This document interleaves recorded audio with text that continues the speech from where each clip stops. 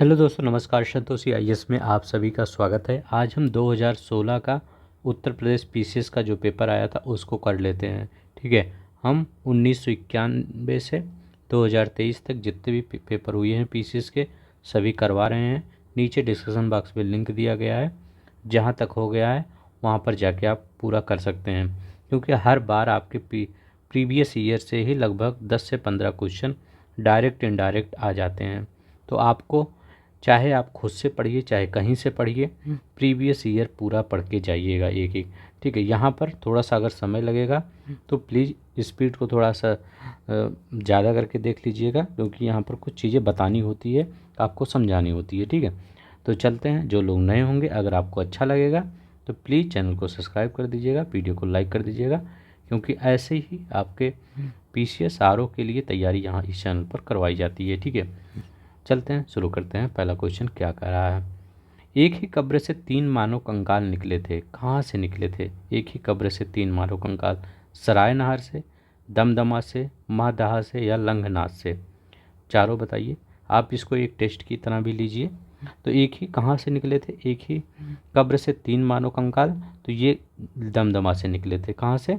दमदमा से। 3 चीज़ें थी यहाँ पे।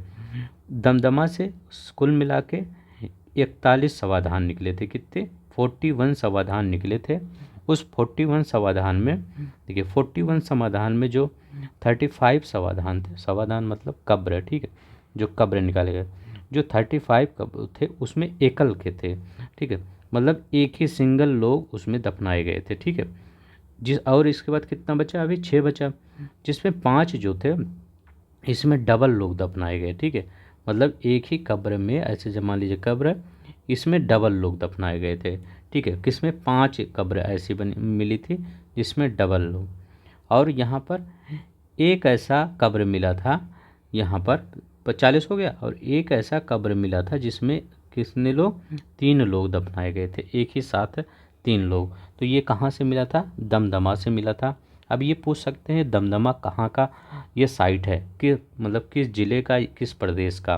तो ये अपने उत्तर प्रदेश का प्रतापगढ़, नाम सुने होंगे, प्रतापगढ़। प्रतापगढ़ से कौन फेमस है जहाँ? ये राजा भैया। ठीक है, तो प्रतापगढ़ में पहले मतलब वहाँ पर थोड़ा रियासत थी, ठीक है, राजाओं की। तो यहाँ प्रतापगढ़ से, ठीक है, प्रतापगढ़। अब एक चीज़ और याद रखेंगे कि ये किस है, पूरा पाषाण काल की, मध्य पाषाण काल की, नव पाषाण काल, मतलब किस पाषाण काल की साइट थी ये? तो ये मध्य पाषाण काल की साइट थी। कौन सी? मध्य पाषाण काल। ठीक, इतना चीज़ें आपको याद रखनी पड़ेगी। ठीक है, क्या क्या याद रखनी पड़ेगी? ये दमदमा कहाँ है? उत्तर प्रदेश के प्रतापगढ़ जिले में है। ये कौन सी साइट है? मध्य पाषाण काल की साइट है। कितनी मानव कंकाल के मिले हैं? तो 41 एक समाधान यहाँ मिले थे, 35 सिंगल थे, 5 डबल था, एक ट्रिपल था। ठीक है, तो चलते हैं आगे, देखते हैं। विंध्य क्षेत्र के किस शिलाश्रय से सर्वाधिक मानव के कंकाल मिले हैं? मतलब कौन सा विंध्य क्षेत्र का शिलाश्रय था जहाँ से सर्वाधिक मानव कंकाल मिले हैं? तो वो कौन सा था बताइए? तो वो लेखैया था। ठीक है, देखिए कितना अच्छे अच्छे क्वेश्चन यहाँ पर आ रहे हैं। लेखैया, लेखैया से कहीं कहीं लिखा गया है कि 17 मिले हैं। ठीक है, और कहीं कहीं 57, मतलब अगर एक अमेरिका के, मतलब ये पुरातत्ववेत्ता थे, वो बता रहे थे कि 27 मिले हैं। ठीक है, और लेकिन आपके क्वेश्चन में, मतलब भारत के जो लोग खोजा गया था, वो कितना? वो 17 मिला है। ठीक है, 2 ऑप्शन हो सकता है। ठीक है, यहाँ पर 17 आएगा या 27 आएगा, कुछ भी लगा दीजिएगा। ये कहाँ है लेखैया? विंध्य क्षेत्र में तो है ये, लेकिन कहाँ पे है? मिर्ज़ापुर में है। याद रखेंगे, ये मिर्ज़ापुर में है। ठीक है, चलते हैं नेक्स्ट, देखते हैं। The roots of ancient India के लेखक थे। तो the roots of ancient India के लेखक कौन थे? तो ये W.A. Fairservis. ठीक है, W.A. फेयर सर्विस, यही थे इसके लेखक। ठीक है, ये पुस्तक कब लिखी गई थी? 1971 में लिखी गई थी। ज़्यादा इंपॉर्टेंट नहीं है, सिर्फ इतना याद रखिए बस। विक्रमशिला बिहार का संस्थापक कौन था? तो विक्रमशिला बिहार का संस्थापक कौन था? तो बताइए, गोपाल थे या देवपाल थे या धर्मपाल थे या महिपाल थे? तो विक्रमशिला बिहार के संस्थापक कौन थे? धर्मपाल थे कि धर्म जी, ठीक है, याद रखेंगे धर्म जी ने ही, धर्म जी किसको बोलते हैं? धर्मेंद्र जी को बोलते हैं, ठीक है, धर्मेंद्र को। तो वो विक्रमशिला, ठीक है, याद रखेंगे विक्रमशिला धर्मपाल, ठीक है। ये मतलब ये इस बौद्ध धर्म का अनुयायी भी था ये धर्मपाल। इसको एक मतलब लेखों में इसका नाम एक आता है, इसका नाम क्या आता है? परम, याद रखेंगे परम सौगत। कभी पूछ सकता है कि ये परम सौगत के नाम से ये पाल वंश का कौन सा राजा जाना जाता था, कौन सा किंग जाना जाता था? तो परम सौगत के नाम से किसको जाना जाता था? धर्मपाल को जाना जाता था। याद रखिएगा, इम्पोर्टेंट है, ठीक है। अगर आपसे पूछे पाल वंश की स्थापना किसने की, तो पाल वंश की स्थापना गोपाल ने की थी, ठीक है, किसने? गोपाल ने। चलते हैं नेक्स्ट देखते हैं। कलिंग युद्ध का विवरण हमें कहाँ से मिलता है? हमें ज्ञात होता है, ठीक है। The account of Kalinga war is known to us by the, कहाँ से? तो कलिंग का विवरण हमें 13वें अशोक के 13वें शिलालेख से, याद रखेंगे 13वें शिलालेख से, ठीक है, शिलालेख।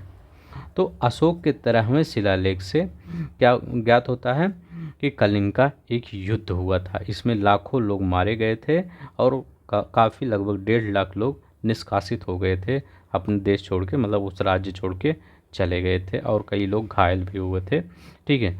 तो ये याद रखेंगे, कलिंग का युद्ध का वर्णन 13वें शिलालेख में मिलता है। कलिंग का युद्ध कब हुआ था? जब अशोक का राज्य फिर अभिषेक हो गया था, उसके 8 वर्ष के बाद हुआ था, 8वें वर्ष में, ठीक है, 8वें वर्ष के बाद, ठीक, ये याद रखेंगे, पूछ सकता है कि 8वें किस वर्ष के बाद? 8वें वर्ष के बाद राज्याभिषेक के। पृथ्व्या प्रथम वीर उपाधि धारण किया था। किसने पृथ्व्या प्रथम वीर उपाधि धारण किया था? देखिए, इसको लोक सेवा आयोग ने मूल्यांकन से बाहर कर दिया था, लेकिन कहीं कहीं दिया रहता है कि मतलब जो हरिशेण की पुस्तक है, कौन, ऐसे ये भी याद रखेंगे, कभी पूछ ले, हरिशेण की पुस्तक, ठीक, हरिशेण की पुस्तक हरिश्चरित, वो हरिश्चरित्र नहीं, प्रयाग प्रशस्ति, प्रयाग प्रशस्ति, ये ठीक है। इस पुस्तक में किसको? समुद्रगुप्त को क्या कहा गया है? पृथ्व्या प्रथम की उपाधि दिया गया है। लेकिन लोकसेवा आयोग ने, क्योंकि पृथ्व्या प्रथम कई लोग का मिलता है, ठीक है, नाम, इसीलिए लोक सेवा आयोग ने इसको हटा दिया। तो यहाँ पर समुद्रगुप्त ही याद रखेंगे। अगर नहीं, मान लीजिए आपको लगाना ही है, क्योंकि वहाँ पर 4 ऑप्शन होंगे, तो उस 4 ऑप्शन में आपको लगाना ही एक पड़ेगा, तो आप समुद्रगुप्त लगा सकते हैं, ठीक है, क्योंकि ये तो सही है। अगर आयोग ने समुद्रगुप्त मान लिया तो लगा देंगे। तो यहाँ पर समुद्रगुप्त याद रखेंगे। और एक चीज़ याद रखेंगे कि जो ये समुद्रगुप्त का ये अभिलेख है, ये कहाँ पर है? तो ये कहाँ पर है? इलाहाबाद में है, याद रखेंगे, इलाहाबाद,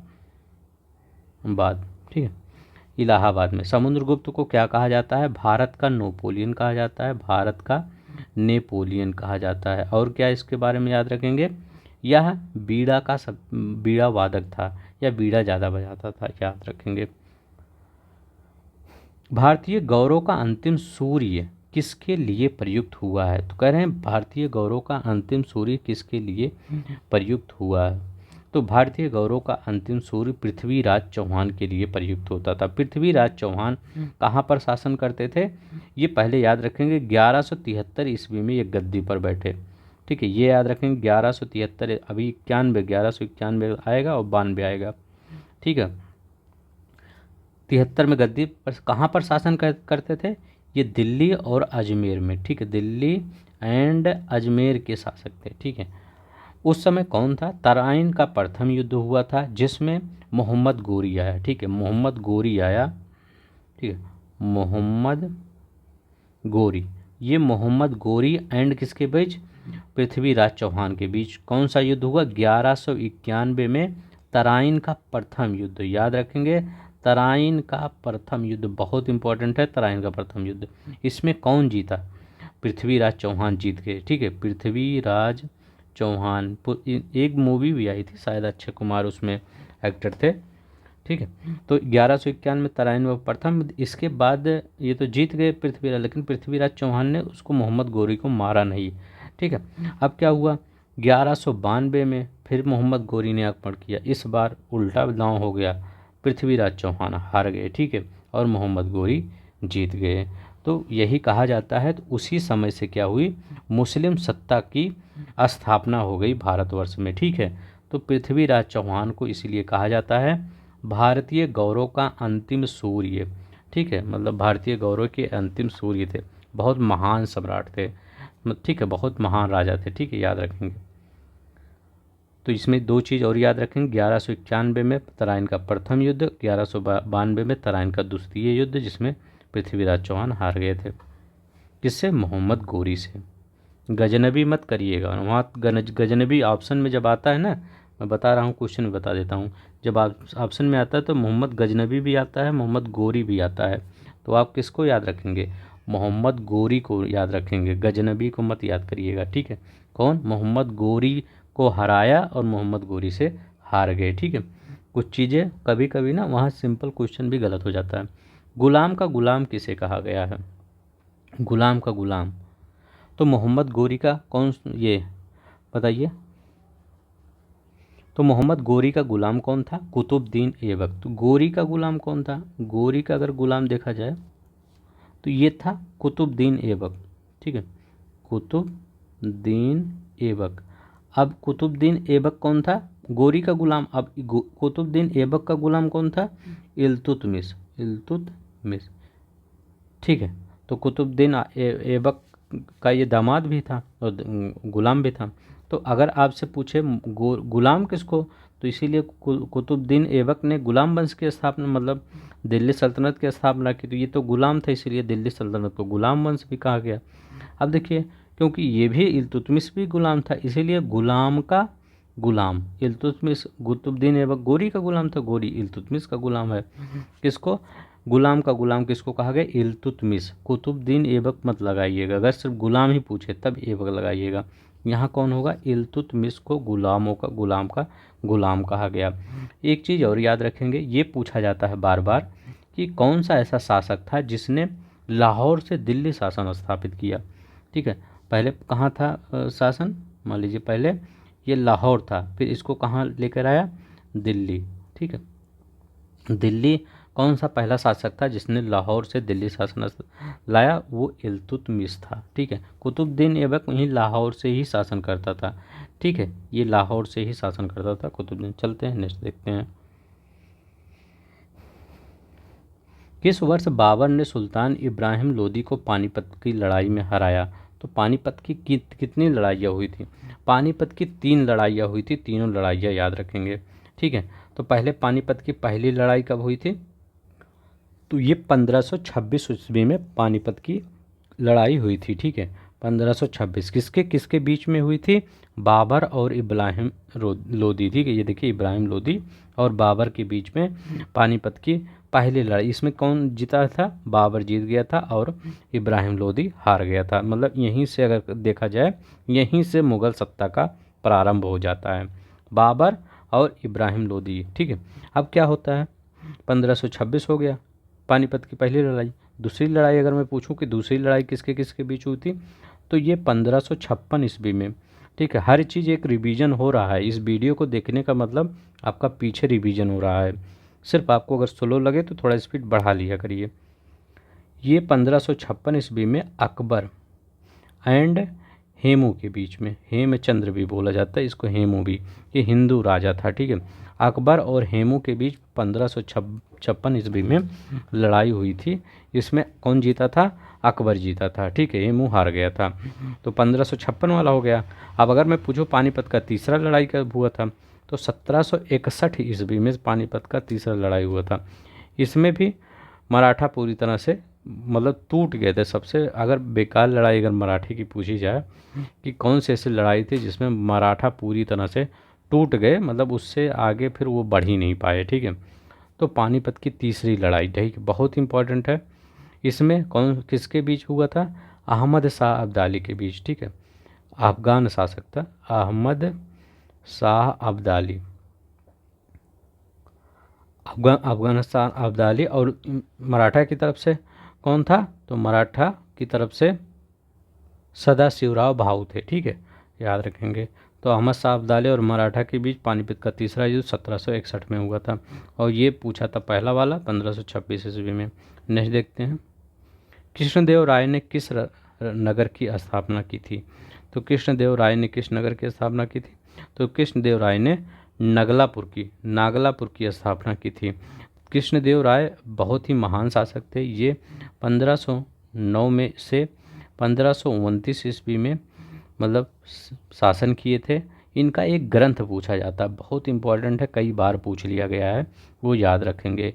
इनका एक तेलुगु ग्रंथ था, कौन था, तेलुगु ग्रंथ है। तो उस तेलुगु ग्रंथ का क्या नाम था, अमुक्त मालदाया। याद रखिएगा, अमुक्त मालदाया, मालयद है। ठीक है, मालयद इनका नाम भी है, आमुक्त मालयद। ठीक है, ये याद रखेंगे। एक बार मैं फिर लिख देता हूँ, आमुक्त मालयद। अब तो याद ही हो गया ना, क्या, आमुक्त मालयद। ठीक है, इनकी पुस्तक थी। ये किस पर बेस्ड था, राजनीति और प्रशासनिक नीतियों पर ही ये बेस्ड था। ये नागलापुर कहाँ पर है, तो ये विजयनगर जो राजधानी थी उसी के नज़दीक है। ठीक है, विजयनगर जो राजधानी है उसी के नज़दीक है। ये नगर है, राजधानी नहीं है। नागलापुर एक नगर की स्थापना की थी कृष्णदेव राय ने। नेक्स्ट देखते हैं, जहांगीर ने मुख्यतः निम्न में से किस कला को संरक्षण दिया, तो अगर स्थापत्य कला की बात किया जाए तो ये शाहजहां थे। ठीक है, कैसे, क्योंकि शाहजहां ने लाल किला बनवाया और ताजमहल सबसे बड़ी चीज़ तो वही बनवा दिए, तो आर्किटेक्चर में शाहजहां आते हैं। लेकिन अगर चित्रकला में देखते हैं तो चित्रकला में कौन थे, इसमें जहांगीर थे। तो जहांगीर चित्रकला मतलब अगर जहांगीर का युग देखिए तो चित्रकला का ये स्वर्णिम युग कहलाता था। ठीक है, याद रखेंगे। एक चीज़ और जहांगीर के बारे में पूछा जाता है कि जहांगीर के किसके समय में तंबाकू की खेती को पहली बार शुरू किया गया। अगर मैं कहूँ तंबाकू की खेती को किस मुग़ल शासक के काल में पहली बार शुरू किया गया, तो किसके, जहांगीर के शासनकाल में। ठीक है, याद रखेंगे, जहांगीर के शासनकाल में। एनसीईआरटी का क्वेश्चन है। अब यहाँ पर निम्नलिखित में से किस मुग़ल शासक ने लाला कलावंत से हिंदू संगीत की शिक्षा ली, तो किस मुग़ल शासक ने, तो वो अकबर ही था जिसने लाला कलावंत से हिंदू संगीत की शिक्षा ली। मुग़ल काल में जिस मदरसे ने मुस्लिम न्याय शास्त्र की पढ़ाई में विशिष्टता हासिल की वह स्थिति है, ठीक है, तो वो कहाँ पर स्थित है, तो वो लखनऊ में स्थित है। याद रखेंगे, लखनऊ का एक फिरंगी महल है, याद रखिएगा, लखनऊ का फिरंगी महल मदरसा। ठीक, ये किसके लिए था, न्याय की शिक्षा के लिए था, प्रसिद्ध था, न्याय की शिक्षा के लिए प्रसिद्ध था। और एक था सयालकोट का मदरसा, याद रखेंगे, सयालकोट का मदरसा। ठीक है, ये भी लखनऊ में। ये किसके लिए, व्याकरण की शिक्षा के लिए, याद रखेंगे, व्याकरण की शिक्षा। ठीक है, राइटिंग में उतना नहीं मतलब अच्छे से लिख रहा हूँ मतलब, लेकिन मैं बोल दे रहा हूँ, आप समझ जाइएगा। फिरंगी महल का मदरसा न्याय की शिक्षा के लिए प्रसिद्ध था लखनऊ में।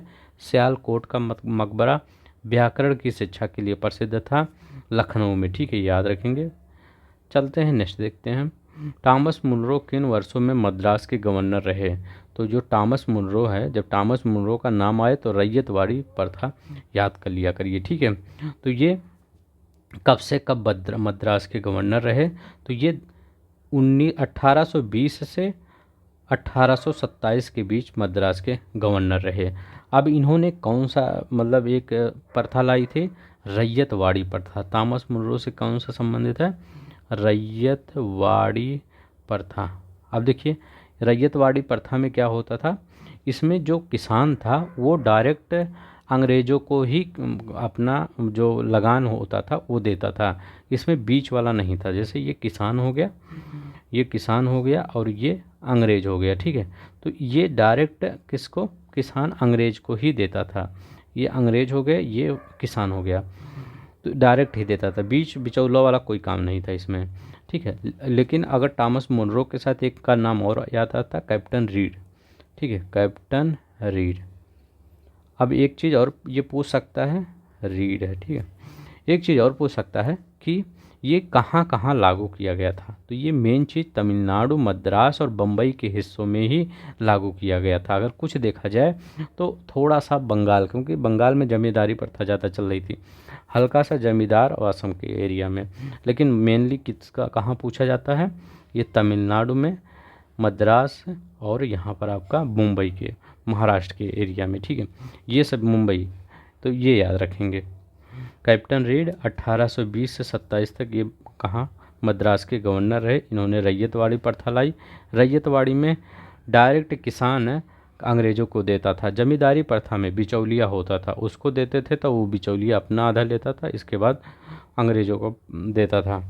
और महलवाड़ी प्रथा में वो गांव पर पूरा बेस था, ठीक है, वो सहकारी जैसे सोसाइटी होती वो इसी तरह से वो था, ठीक है। तो ये 1820 से 27 तक। अब देखिए, कर्नाटक का प्रथम युद्ध, कर्नाटक का द्वितीय युद्ध, ये बताइए। तो कर्नाटक का प्रथम युद्ध कब लड़ा गया था, ये पहले याद रखिएगा। इसको सेंट थॉम का युद्ध भी बोला जाता है, याद रखेंगे, मैं लिख देता हूँ, सेंट थॉम का युद्ध,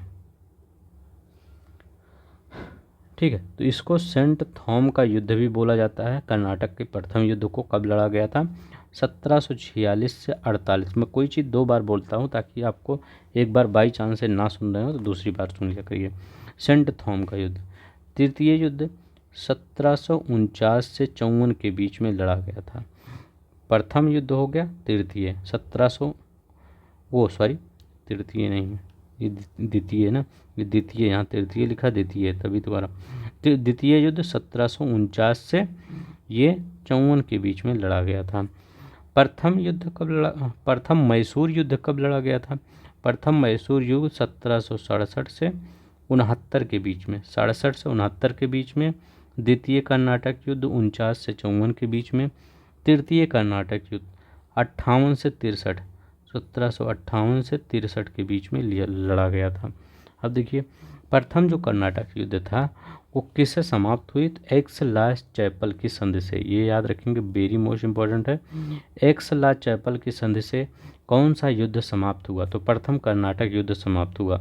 अगर मैं द्वितीय कर्नाटक युद्ध बताऊं कैसे, तो ये अनिर्णायक रहा, ठीक है, ये मतलब बिना निर्णय के ही हो गया द्वितीय वाला। तृतीय, तो तृतीय पेरिस की संधि से, ये बहुत इंपॉर्टेंट है पेरिस वाला। तृतीय कर्नाटक युद्ध पेरिस के संधि से समाप्त हुआ। और ये मैसूर में क्या हुआ, इसमें ब्रिटिश की हार हुई, ठीक है। तो मैसूर में हैदर अली, हैदर अली ने किसको हराया, अंग्रेज़ों को हराया, ठीक है। तो इसमें आप लगा लीजिएगा कौन सा सही है, आप एक बार देख लीजिए। तृतीय पेरिस की संधि से। प्रथम कर्नाटक युद्ध कैसे हुआ, एक्स ला चैपल की संधि से।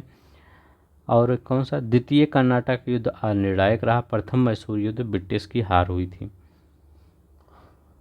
लॉर्ड डलहौजी की विलय नीति का प्रथम शिकार निम्नलिखित में से कौन था।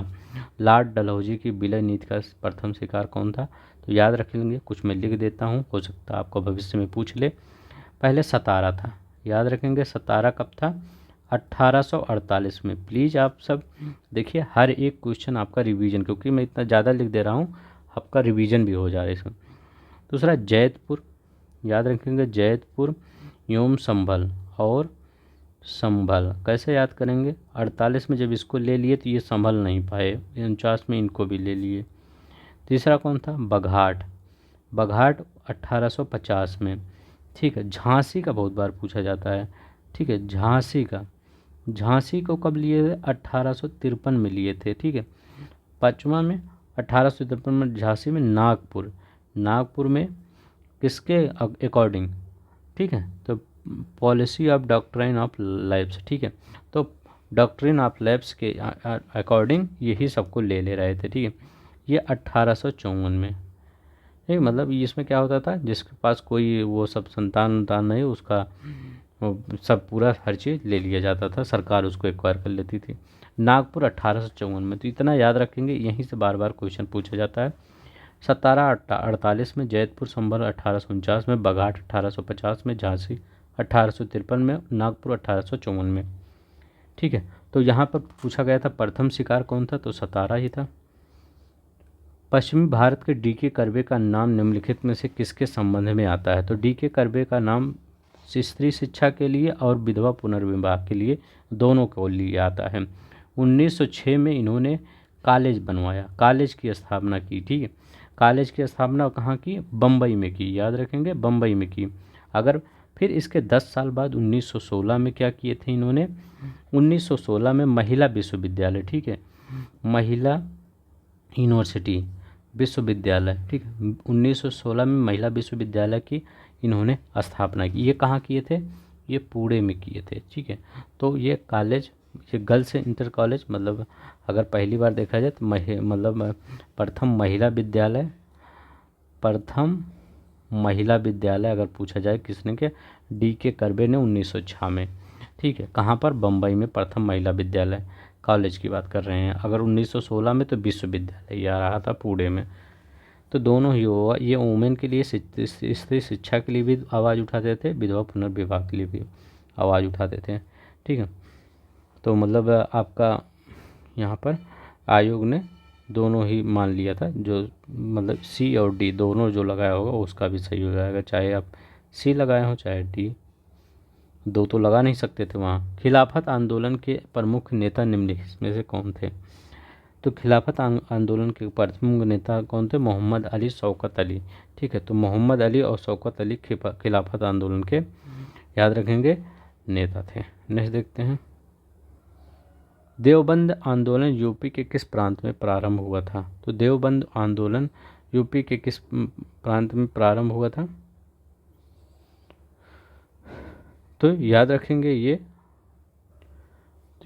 यूपी संयुक्त प्रांत में ही प्रारंभ हुआ था। ये कब हुआ था ये पूछ रहे हैं यहाँ पर, तो ये 1866 में हुआ था देवबंद।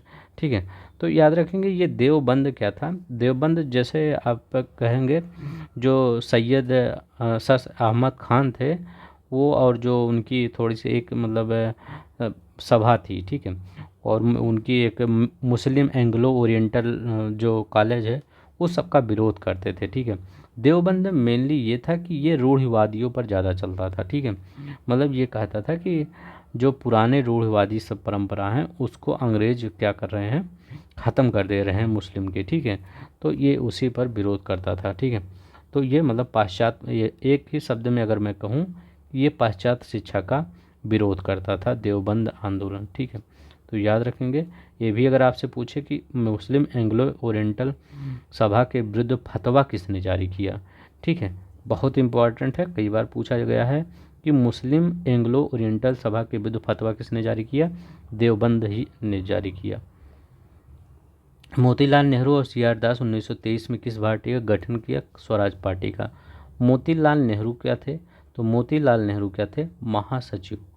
ठीक, महासचिव, और मोतीलाल नेहरू महासचिव थे, चित्तरंजन दास इसके क्या थे, इसके अध्यक्ष थे। ठीक है, अब इसका पूरा वो मतलब क्या था,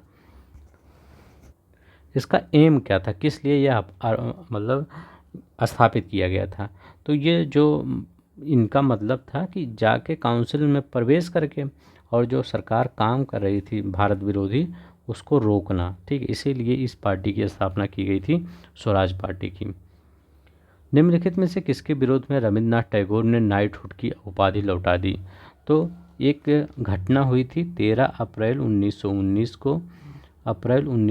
को जो जलियांवाला बाग हत्याकांड था, इसी के मतलब उपलक्ष्य में नाइटहुड या सर की उपाधि कह सकते हैं उसको इन्होंने लौटा दिया। नेक्स्ट देखते हैं, अंग्रेजों के विरुद्ध खान अब्दुल गफ्फार खान द्वारा प्रारंभ किए गए आंदोलन का क्या नाम था, तो उस आंदोलन का नाम था ये रेड कुर्ती। ठीक है, तो ये पख्तून एरिया में, ठीक है, पठानों के द्वारा ये किया गया था। ठीक है, अब देखिए इसको खुदाई खिदमतगार, अगर आपसे कोई पूछे कि खुदाई खिदमतगार क्या है, खुदमतगार, तो जिसका मतलब होता है खुदा के बंदे, खुदा के बंदे, क्योंकि पेपर में कई बार ना खुदाई खिदमतगार पूछ लिया जाता है किससे रिलेटेड है।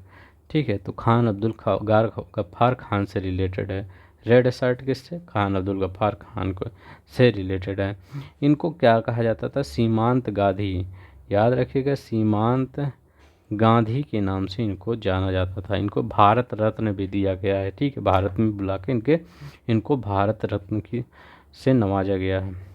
निम्नलिखित में कौन से चट्टान प्रणाली भारत में नवीनतम है? बताइए। तो भारत में नवीनतम चट्टान प्रणाली कौन सी है?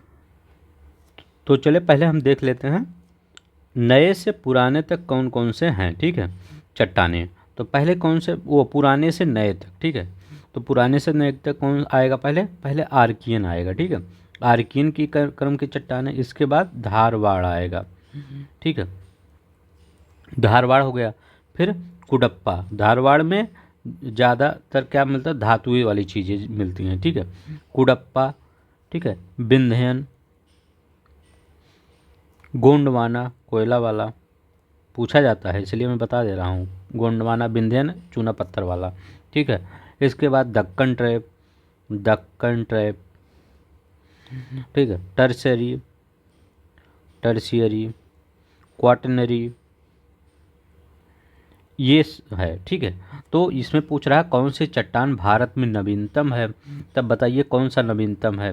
तो आप विंध्यन लगाएंगे, तो विंध्यन नहीं, क्योंकि विंध्यन के बाद तो गोंडवाना ही है।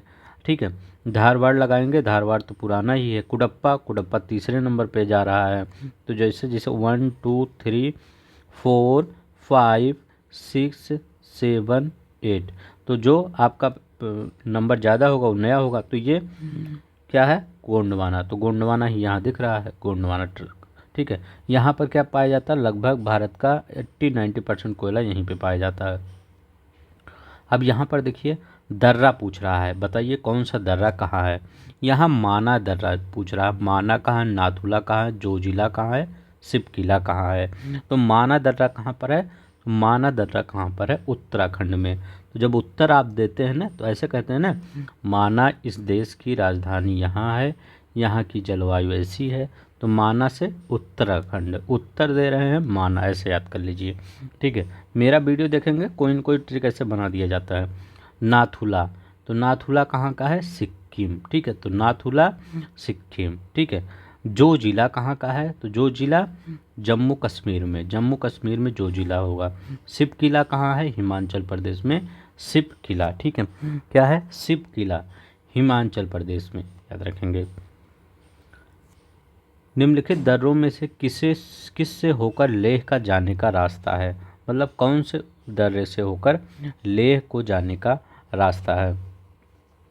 तो कौन सा है दर्रा है? तो वो जोजिला दर्रा है। ठीक है, ये जैसे आपका ये है, ऐसे ही जहाँ कश्मीर है इधर से लेह है, इधर एक दर्रा बना जिसका नाम है जोजिला। ठीक, इसी दर्रे से होकर क्या जाता है? आपका लेह जाने का रास्ता है। तो किससे? जोजिला। ये चुम्बा घाटी कहाँ है? चुम्बी घाटी, याद रखिएगा, चुम्बी घाटी। तो चुम्बी घाटी कहाँ है? तो चुम्बी वैली, ये कहाँ पर आपका पड़ेगा?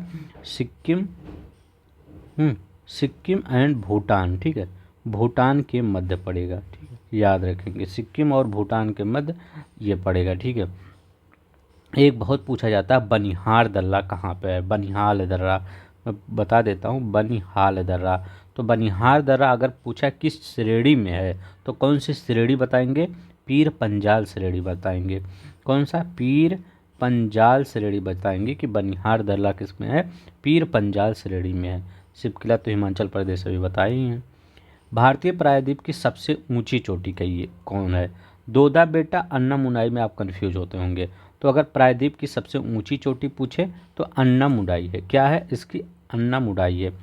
ठीक है, किसकी? प्रायद्वीपीय की सबसे पूछे। अगर पूछे नीलगिरी पर्वत की सबसे ऊंची चोटी कौन है, तब आप दोदा बेटा बोलेंगे, नीलगिरी। ठीक है, नीलगिरी की सबसे ऊंची चोटी है दोदा बेटा है। प्रायद्वीपीय भारत की सबसे ऊंची चोटी अन्नामुडाई। अब देखिए इस दोनों के बीच डिफरेंस कितना है। इसकी ऊंचाई है मीटर में, अगर भी देखते हैं 2695 मीटर है। अब इसकी पूछेंगे इसकी कितनी होगी? इसकी नीलगिरी की जो दोदा बेटा की ऊंचाई है ये 2637 मीटर है। तो ज़्यादा अंतर नहीं है, इसलिए लोग कंफ्यूज होते हैं।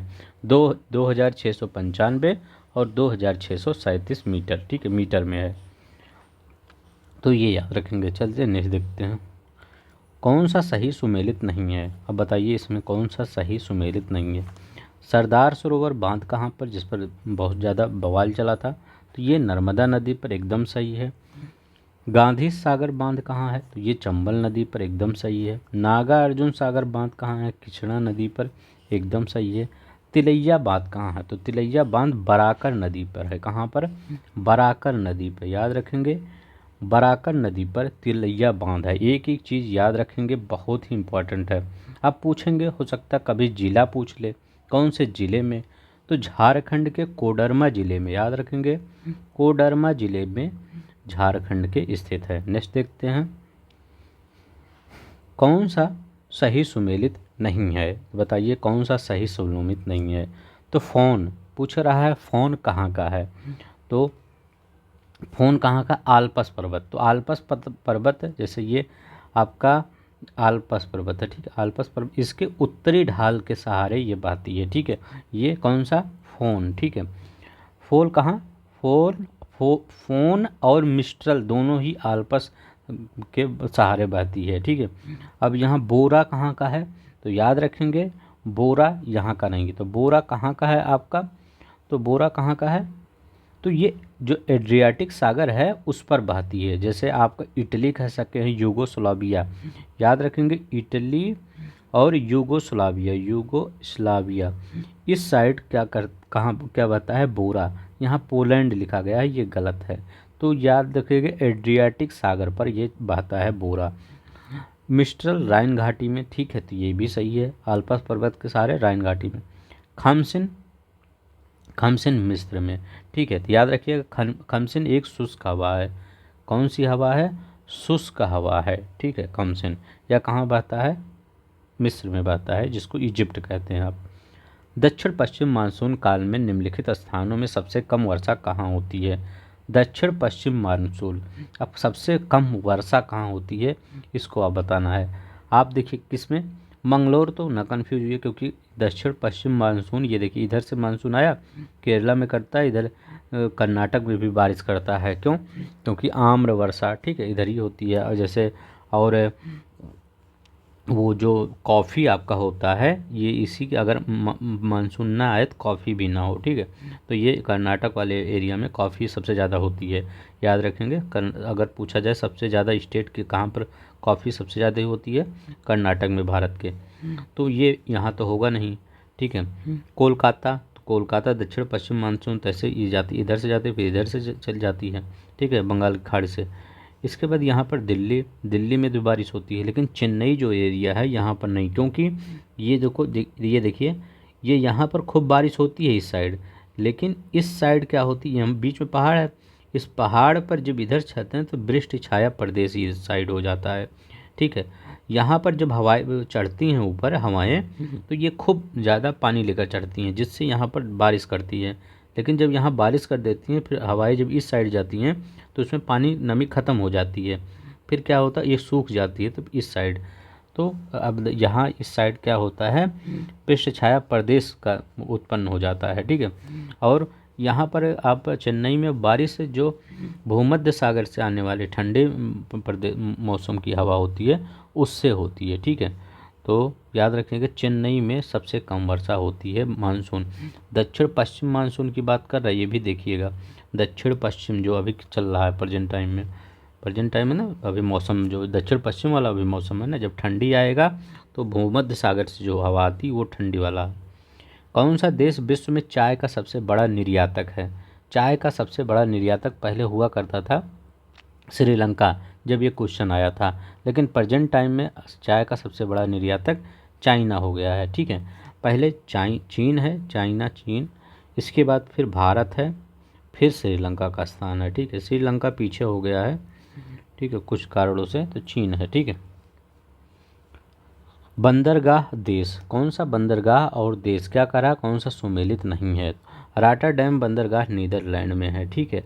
अभी यहीं पर क्या हुआ था, हाइड्रोजन का समिट हुआ था, ठीक है, रॉटरडैम में, ये करंट का आपका क्वेश्चन है। मोंटेवीडियो कहाँ है, तो उरुग्वे बंदरगाह में, तो ये भी आपका सही है। जकार्ता इंडोनेशिया में, तो ये भी सही है, एकदम सिंपल है। अब यही है इगारका बंदरगाह, ठीक है। तो इगारका बंदरगाह रूस में है, ठीक है, ये चाइना में नहीं है, रूस में है, यनीसी नदी में, ठीक है, यनीसी नदी के मुहाने पर, यनीसी नदी के मुहाने पर रूस में स्थित है, ठीक है, रूस, यहाँ लिख देता हूँ इगारका बंदरगाह। अब यहाँ पर देखिए, स्वर्ण त्रिभुज में सम्मिलित शहर है, भारतीय पर्यटन में कौन सा ऐसे शहर हैं जिनको स्वर्ण त्रिभुज के नाम से जाना जाता है। आगरा का ताजमहल तो इसको लेंगे ही, ठीक है, यहाँ भी है, यहाँ भी आगरा है, यहाँ भी आगरा है। अब देखते हैं जयपुर, जयपुर का हवा महल इसको लेंगे ही, ठीक है, वो तो हर जगह कुछ ना कुछ फेमस है। लेकिन दिल्ली का भी ताजमहल लेंगे, ठीक है, दिल्ली का। अब देखिए स्वर्ण त्रिभुज के नाम से, जैसे आप अगर मैप बनाते हैं, मैं भारत का मैप बनाता हूँ, क्यों बोला गया है ये भी देख लीजिए, ठीक है। अब देखिए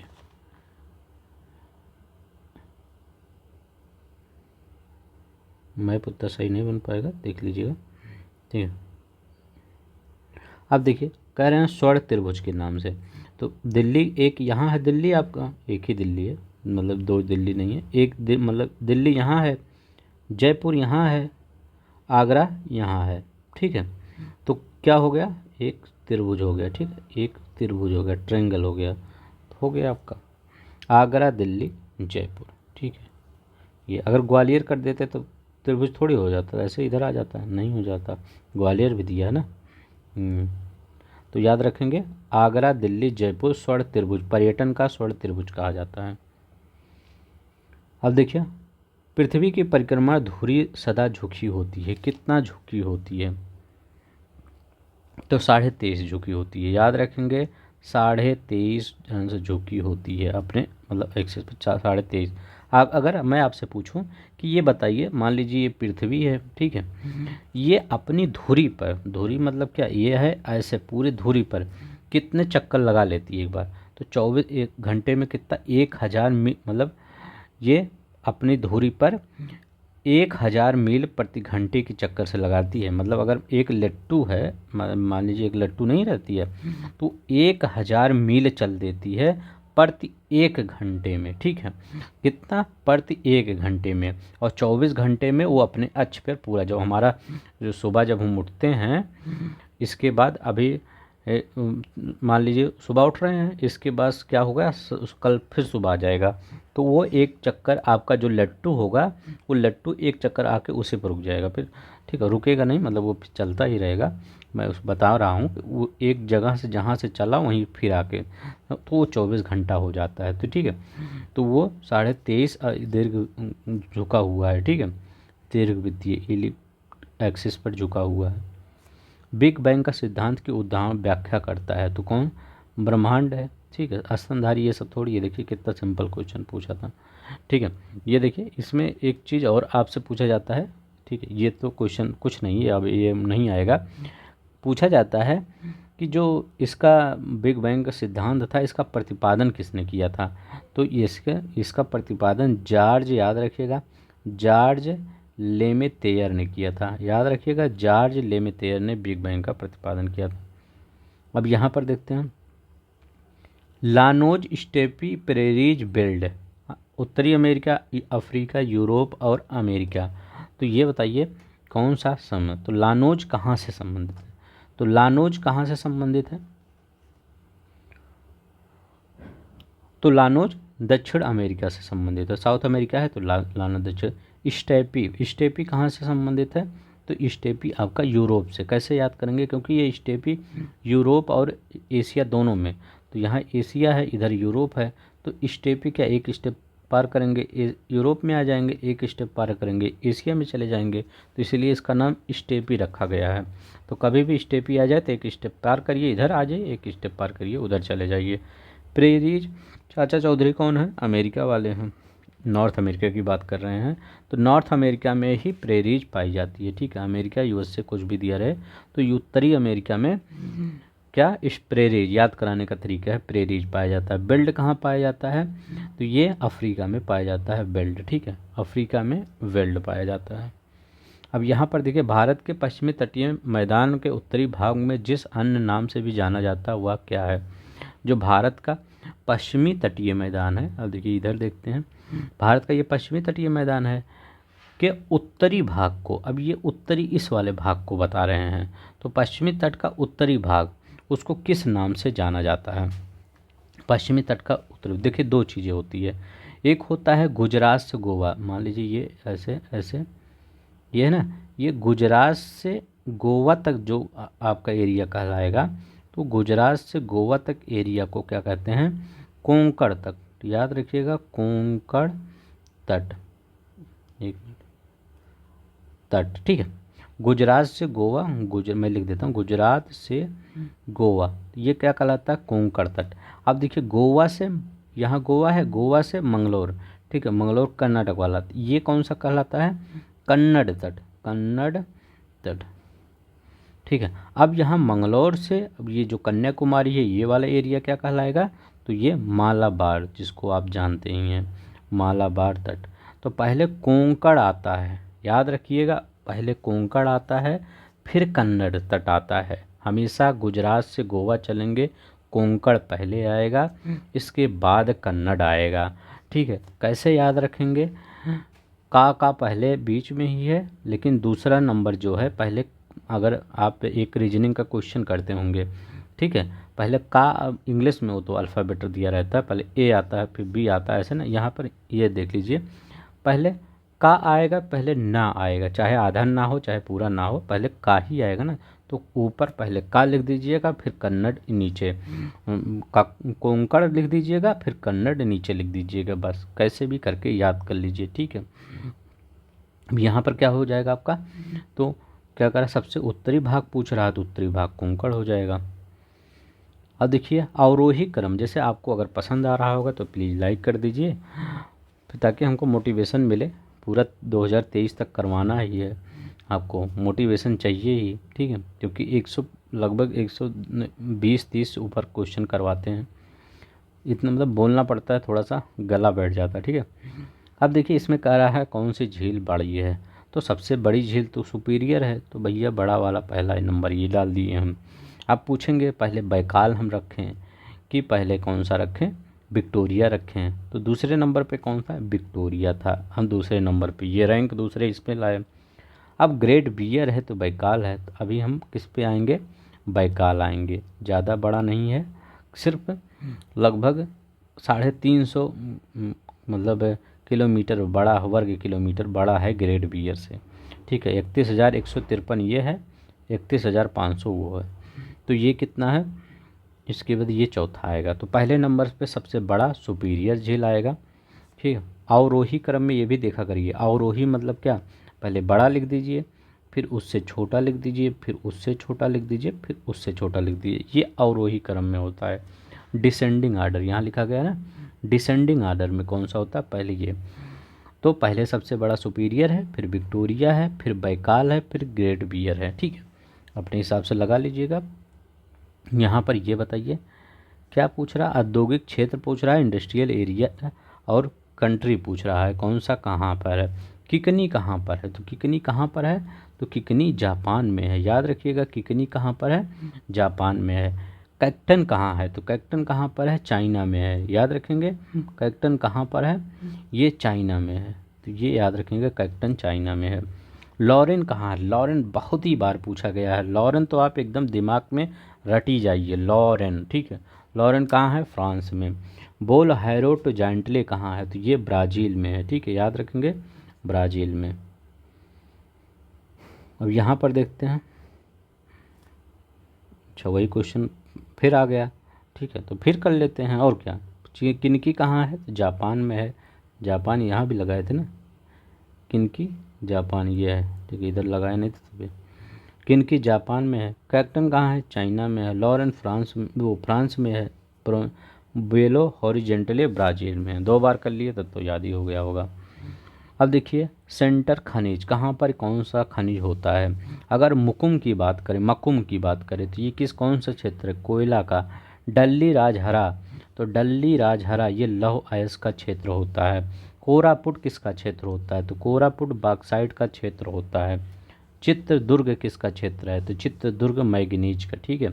चित्रदुर्ग मैंगनीज, कोरापुट बॉक्साइट, डल्ली राजहरा कोयला का है, और वो डल्ली राजहरा लौह अयस्क का है। ऐसे याद कर लिए, राजहरा, तो याद रखिएगा राज लिखा गया, हरा लिखा गया, ठीक है।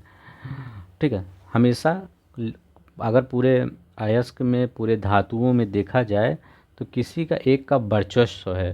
प्रेजेंट टाइम में अगर देखा जाए, वर्तमान युग में एक ही चीज़ का वर्चस्व है। किसका है? राज चल रहा है, किसका? लोहे का राज चल रहा है। कुछ भी देखिए, हर चीज़ लोहे से ही बनती है, ठीक है। तो डल्ली राजहरा से लोहा, ठीक है, याद रखिए। चलते हैं नेक्स्ट देखते हैं। ताती पाका तेल शोधन अवस्थित है। ताती पाका तेल शोधन कहाँ पर अवस्थित है? तो ताती पाका ओएनजीसी का एक मतलब तेल शोधन संयंत्र है। ये आंध्र प्रदेश के गोदावरी जिले में है। तो आंध्र प्रदेश के गोदावरी जिले में स्थित है, याद रखेंगे, आंध्र प्रदेश के गोदावरी जिले में। नेलांग घाटी किस राज्य में स्थित है? तो नेलांग घाटी किस राज्य में स्थित है? उत्तराखंड में स्थित है नेलांग घाटी, ठीक है। किसका भाग है? ये गंगोत्री राष्ट्रीय पार्क का भाग है। गंगोत्री, अब आपको पता होना चाहिए गंगोत्री राष्ट्रीय पार्क कहाँ है, उत्तराखंड में है, ये इसी का भाग है। चलते हैं नेक्स्ट देखते हैं। अब यहाँ पर कह रहा है कि आपको मिलाना का है, ठीक है। बहुत इंपॉर्टेंट क्वेश्चन है, ऐसे क्वेश्चन इस बार आपके पेपर में आ जाता है। खिरगिज ये कहाँ का है? तो ये मध्य एशिया का है। चाहे पामीर का पठार देख लीजिए, चाहे तियनसेन पठार देख लीजिए, वहीं पर पाया जाता है। तो मध्य एशिया पर का है, ठीक है। बुशमैन, तो कालाहारी कहाँ गया है? ये देखिए। एनू कहाँ का है? तो एनू जापान का है, ठीक है। किस द्वीप पर? तो होक्काइडो और सखालिन द्वीप पर पाया जाता है। होक्काइडो और सखालिन, ठीक है, सखालिन, याद रखिए, पूछ ले कभी सखालिन द्वीप किस देश का पार्ट है? तो जापान का, ठीक है। तो ये सखालिन द्वीप, होक्काइडो एवं सखालिन द्वीप पर। बद्दू कहाँ है? तो ये याद रखिएगा, बद्दू ये अरब, ठीक है, अरब में पाया जाता है, बद्दू अरब में, ठीक है। एक चीज़ और पूछा जाता है, ये जो बुशमैन होते हैं, जो कालाहारी वाले होते हैं, ये सर्वभक्षी होते हैं। ये दीमक नहीं होता, दीमक जो लकड़ी में लग जाता है उसको चावल कहते हैं। बुशमैन का चावल उसको बोला जाता है, कभी भी पूछ ले। ये मतलब एक अच्छा इंटरेस्टिंग क्वेश्चन था। दीमक को उसको चावल ये सब बोलते नहीं, मतलब चावल की तरह उसको खाते ही हैं, ठीक है। दाल बनाते लेते होंगे। और ये 2011 की जनगणना के अनुसार, अंतरिम आंकड़ों के अनुसार, भारत के किस समुदाय में सबसे कम लिंगानुपात है?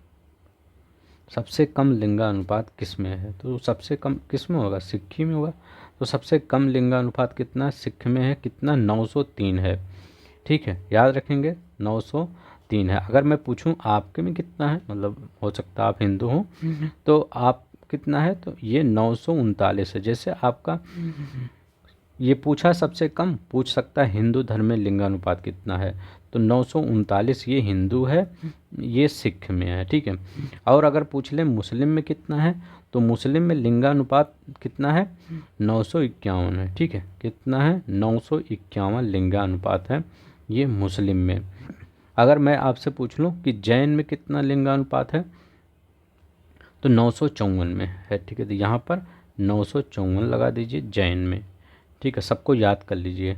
जैन में 954 है। अगर मैं पूछूं कि बौद्ध में कितना है, तो बौद्ध संप्रदाय में लिंगानुपात कितना है? 965, सबसे सही, ठीक है। तो सिख में कितना है? 903 है। हिंदू में 939 है। मुस्लिम में 951 है। और जैन में 954 है। बौद्ध में 965 है। ये याद रखिएगा, हो सकता है कहीं आपसे पूछ ले, ठीक है। ईसाइयों का बताइए, ये भी बता दीजिए ईसाइयों का।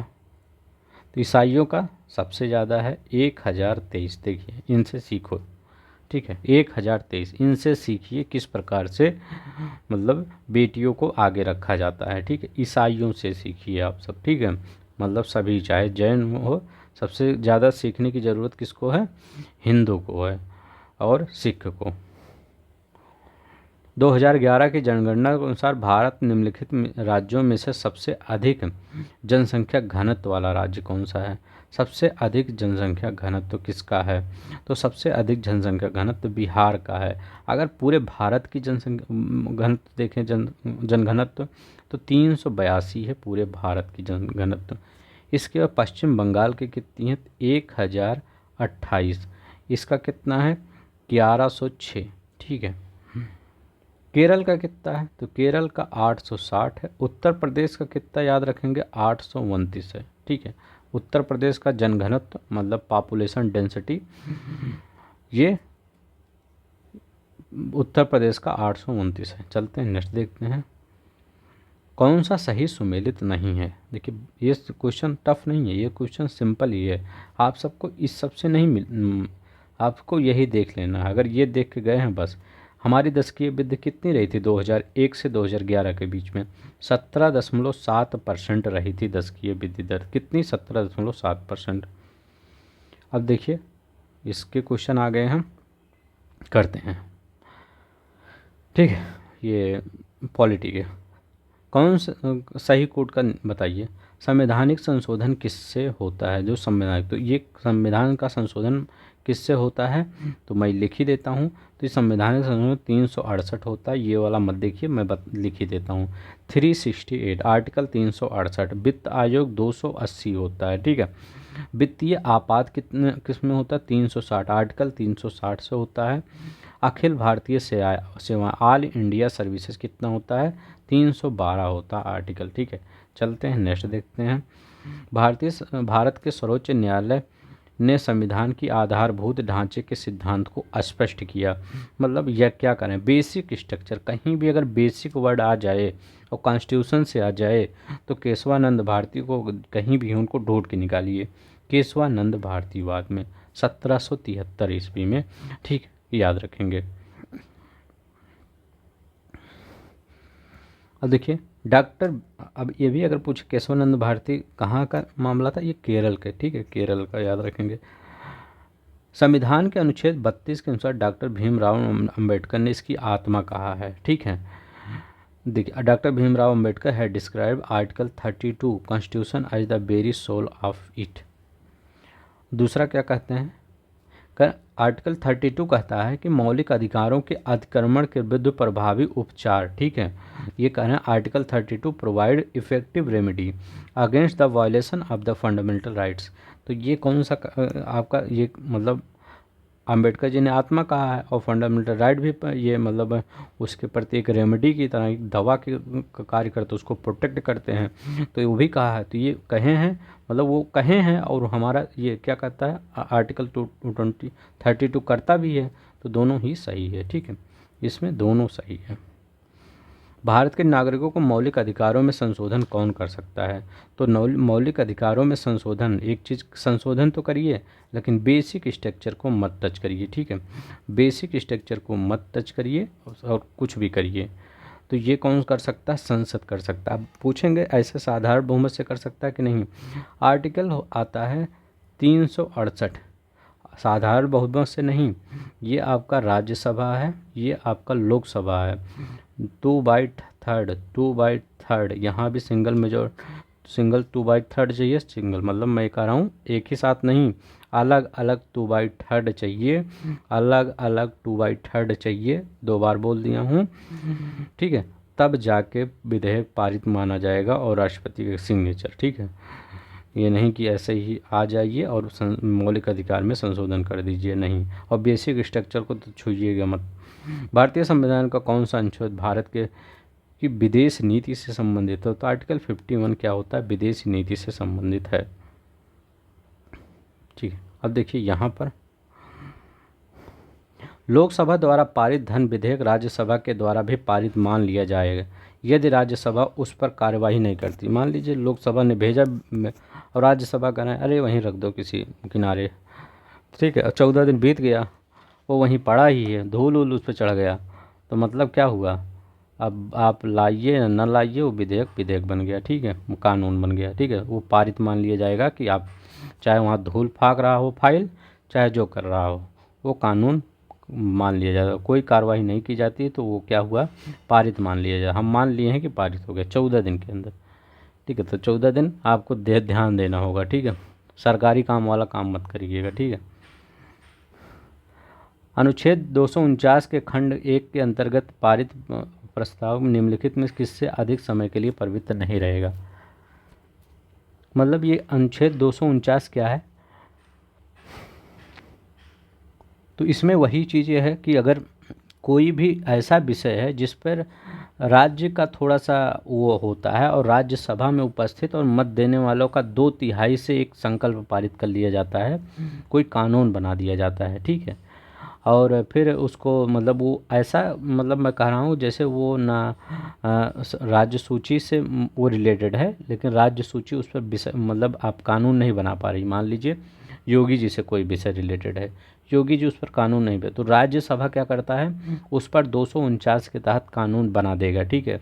लेकिन वो किससे अधिक समय के लिए प्रवृत्त नहीं रहेगा, वो 1 वर्ष के अधिक समय के लिए प्रवृत्त नहीं रहेगा, ठीक है। तो उसको 1 वर्ष के बाद मतलब वो माना जाएगा कि नहीं रह जाएगा, मतलब उसको पूरा पुनः राज्यसभा द्वारा उपबंधों से पारित अगर ना किया जाए, ठीक है, तो उसको पुनः पारित करना पड़ेगा। ये नहीं कि आप उनके योगी जी के अनुपस्थित में आप कोई कानून बना दिए और आप पूरे उत्तर प्रदेश में कानून चल ही रहा है, उसको रिव्यू करना पड़ेगा, नहीं तो एक साल के बाद वो कोई उसका वो नहीं रहेगा, ठीक है। सरकारीय आयोग के संबंध में निम्नलिखित किसकी समीक्षा हेतु स्थापित किया गया था। सरकारीय जब आयोग आ जाए तो इसका 2 ही चीज़ याद रखेंगे, एक डेट याद रखेंगे, एक केंद्र राज्य संबंध याद रखेंगे, और कुछ नहीं पूछ सकता है इसमें। 1983 में ये मतलब ये लाया गया था, केंद्र सरकार के द्वारा गठित किया गया था। और रिपोर्ट कब दिए थे ये भी याद रखेंगे, कभी कभी रिपोर्ट पूछ लिया जाता है। 1987 में रिपोर्ट दिया गया था। ये गठित कब हुआ था, ये गठित हुआ था 1983 में, 87 में रिपोर्ट दिया गया था। किससे रिलेटेड था, केंद्र और राज्य के मध्य संबंध, सेंटर और स्टेट रिलेशन से संबंधित था। राज्य वित्त आयोग एक है, राज्य वित्त आयोग एक कैसी संस्था है, तो ये एक कॉन्स्टिट्यूशनल बॉडी है, याद रखेंगे, क्योंकि 73वां 74वां संविधान संशोधन किस लिए हुआ था, इसीलिए एक तो हुआ था, ठीक है। तो राज्य वित्त आयोग एक मतलब क्या है, संवैधानिक संस्था है, ठीक है।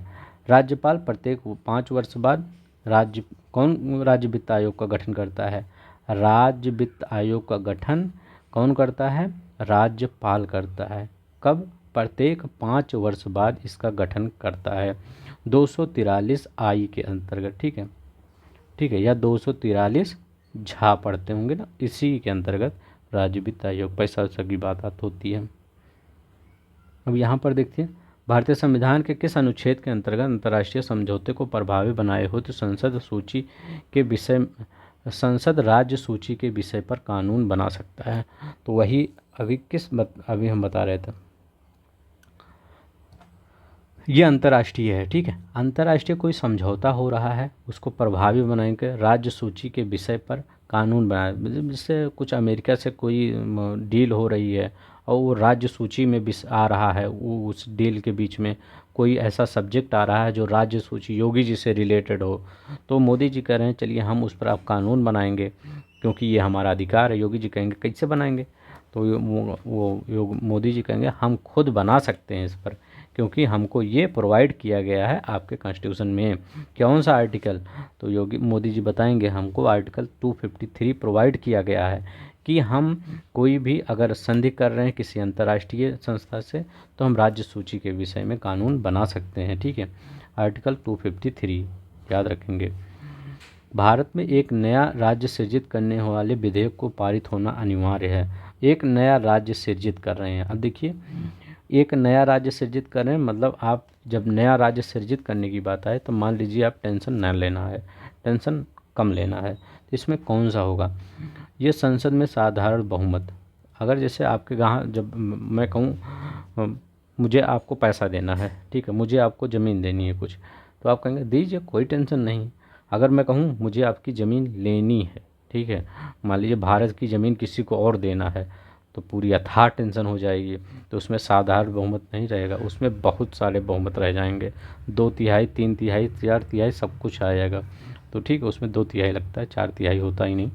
तो ये संसद में साधारण बहुमत द्वारा जब कोई चीज़ लेना हुआ, तो आप दिमाग में हमेशा यही रख लीजिए, लेना हुआ तो एकदम सिंपल, कौन से, साधारण बहुमत के द्वारा। और ये भी आप एक चीज़ रखिए, आर्टिकल कौन सा है, ठीक है, आर्टिकल भी याद होना चाहिए। तो आर्टिकल 3 है, इसी के अंदर जो हमारा संसद है नए राज्य का गठन कर सकती है। दूसरी क्या बात है, नए राज्य का गठन क्या मतलब, कहीं ले सकती है या कहीं एक तोड़ के दूसरा बना सकती है, ठीक है, तो वही है। अब देखिए, अब दूसरी बात ये क्या है, जो अनुच्छेद आर्टिकल 4 है उसी के अंतर्गत ये जो है, इसको संविधान का संशोधन नहीं माना जाएगा, ठीक है। आर्टिकल 4 के खंड 2 है, याद रखेंगे, ये भी है, तो ये भी पूछ ले। आर्टिकल 4 के खंड 2 के अंतर्गत इसको संविधान संशोधन नहीं कहलाएगा, ठीक है। ऐसा मतलब ये नहीं, संविधान संशोधन 368 के तहत, ठीक है, 368 के अधीन ये संशोधन नहीं है, ठीक है। मतलब कुछ भी करके ले आइए, हम कुछ नहीं मानेंगे, ठीक है, हमारा हो गया तो लाइए दीजिए, बस कुछ नहीं, ऐसे याद कर लीजिए। कौन सा राष्ट्रपति के पश्चात पर्यंत अपना पद धारण करता है, तो जो राष्ट्रपति के पश्चात पर्यंत अपना पद धारण करता है वो attorney general of India, Bharat का महान्यायवादी होता है। आर्टिकल कौन सा होता है इसके लिए प्रयुक्त, आर्टिकल 74 प्रयुक्त होता है। जो, ठीक है, ये मतलब क्या है, जब तक राष्ट्रपति चाहेगा तब तक ये हैं, जब नहीं चाहेगा तो नहीं है। लेकिन हमारे भारत के controller auditor general of India, chief election commissioner और स्पीकर ऑफ लोकसभा, ये तीनों क्या होते हैं, ये नहीं, दोनों की पहले बात करते हैं, तीनों की बात बाद में करेंगे। ये दोनों की अगर बात करते हैं, दोनों लोग को तभी हटाया, जैसे हटाया राष्ट्रपति द्वारा, ऐसे नहीं हटाया जाता कि आप जाइए, जैसे महान्यायवादी होता है इनको हटा दिया, लेकिन इन दोनों ऊपर वाले दोनों लोग को जैसे सुप्रीम कोर्ट के न्यायाधीश को हटाया जाएगी, जो प्रक्रिया सुप्रीम कोर्ट के न्यायाधीश की होगी वही प्रक्रिया भारत के नियंत्रक और महालेखा परीक्षक को हटाने की होगी, और वही प्रक्रिया मुख्य चुनाव आयुक्त को हटाने की होगी।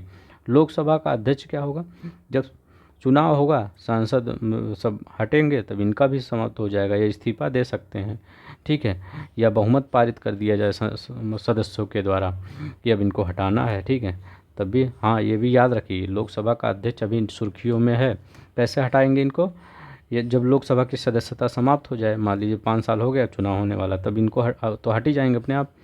दूसरा, बीच में इस्तीफा दे के चले जाएँ, कहें मोदी जी अब हमें नहीं बैठना है, ओम बिरला जी कहें, ठीक है, तो हाँ मोदी जी हैं, चलिए जाइए हम दूसरे को बैठाएंगे। तीसरा क्या होगा, तीसरा होगा संसद में बहुमत, मान लीजिए विपक्ष के पास इस समय ज़्यादा सीटें हैं, कोई जुगाड़ करके वोट करवा दिए, ठीक है, और पारित कर दिए बहुमत से, ठीक है, इसके बाद फिर ओम बिरला क्या होंगे, हट जाएंगे, ठीक है। ये इनका याद रखेंगे। तो ये कौन सा था, डी वाला इसमें सही था। किसी जाति और जनजात को अनुसूचित जाति अनुसूचित जनजाति घोषित करना ये किसका कर्तव्य होता है, ये राष्ट्रपति, ठीक है, ये जो राष्ट्रपति होता है उन्हीं का कर्तव्य होता है कि ये कौन सा जनजाति और को अनुसूचित जाति और अनुसूचित जनजाति घोषित हेतु शक्ति संपन्न। तो 341 जो होता है 1 और 342 2, ठीक है। राज्य और संघ में जो राष्ट्रपति होता है वो क्या कर सकता है, राज्यपाल से परामर्श करके वहाँ की किसी भी जनजाति को, अनुसूचित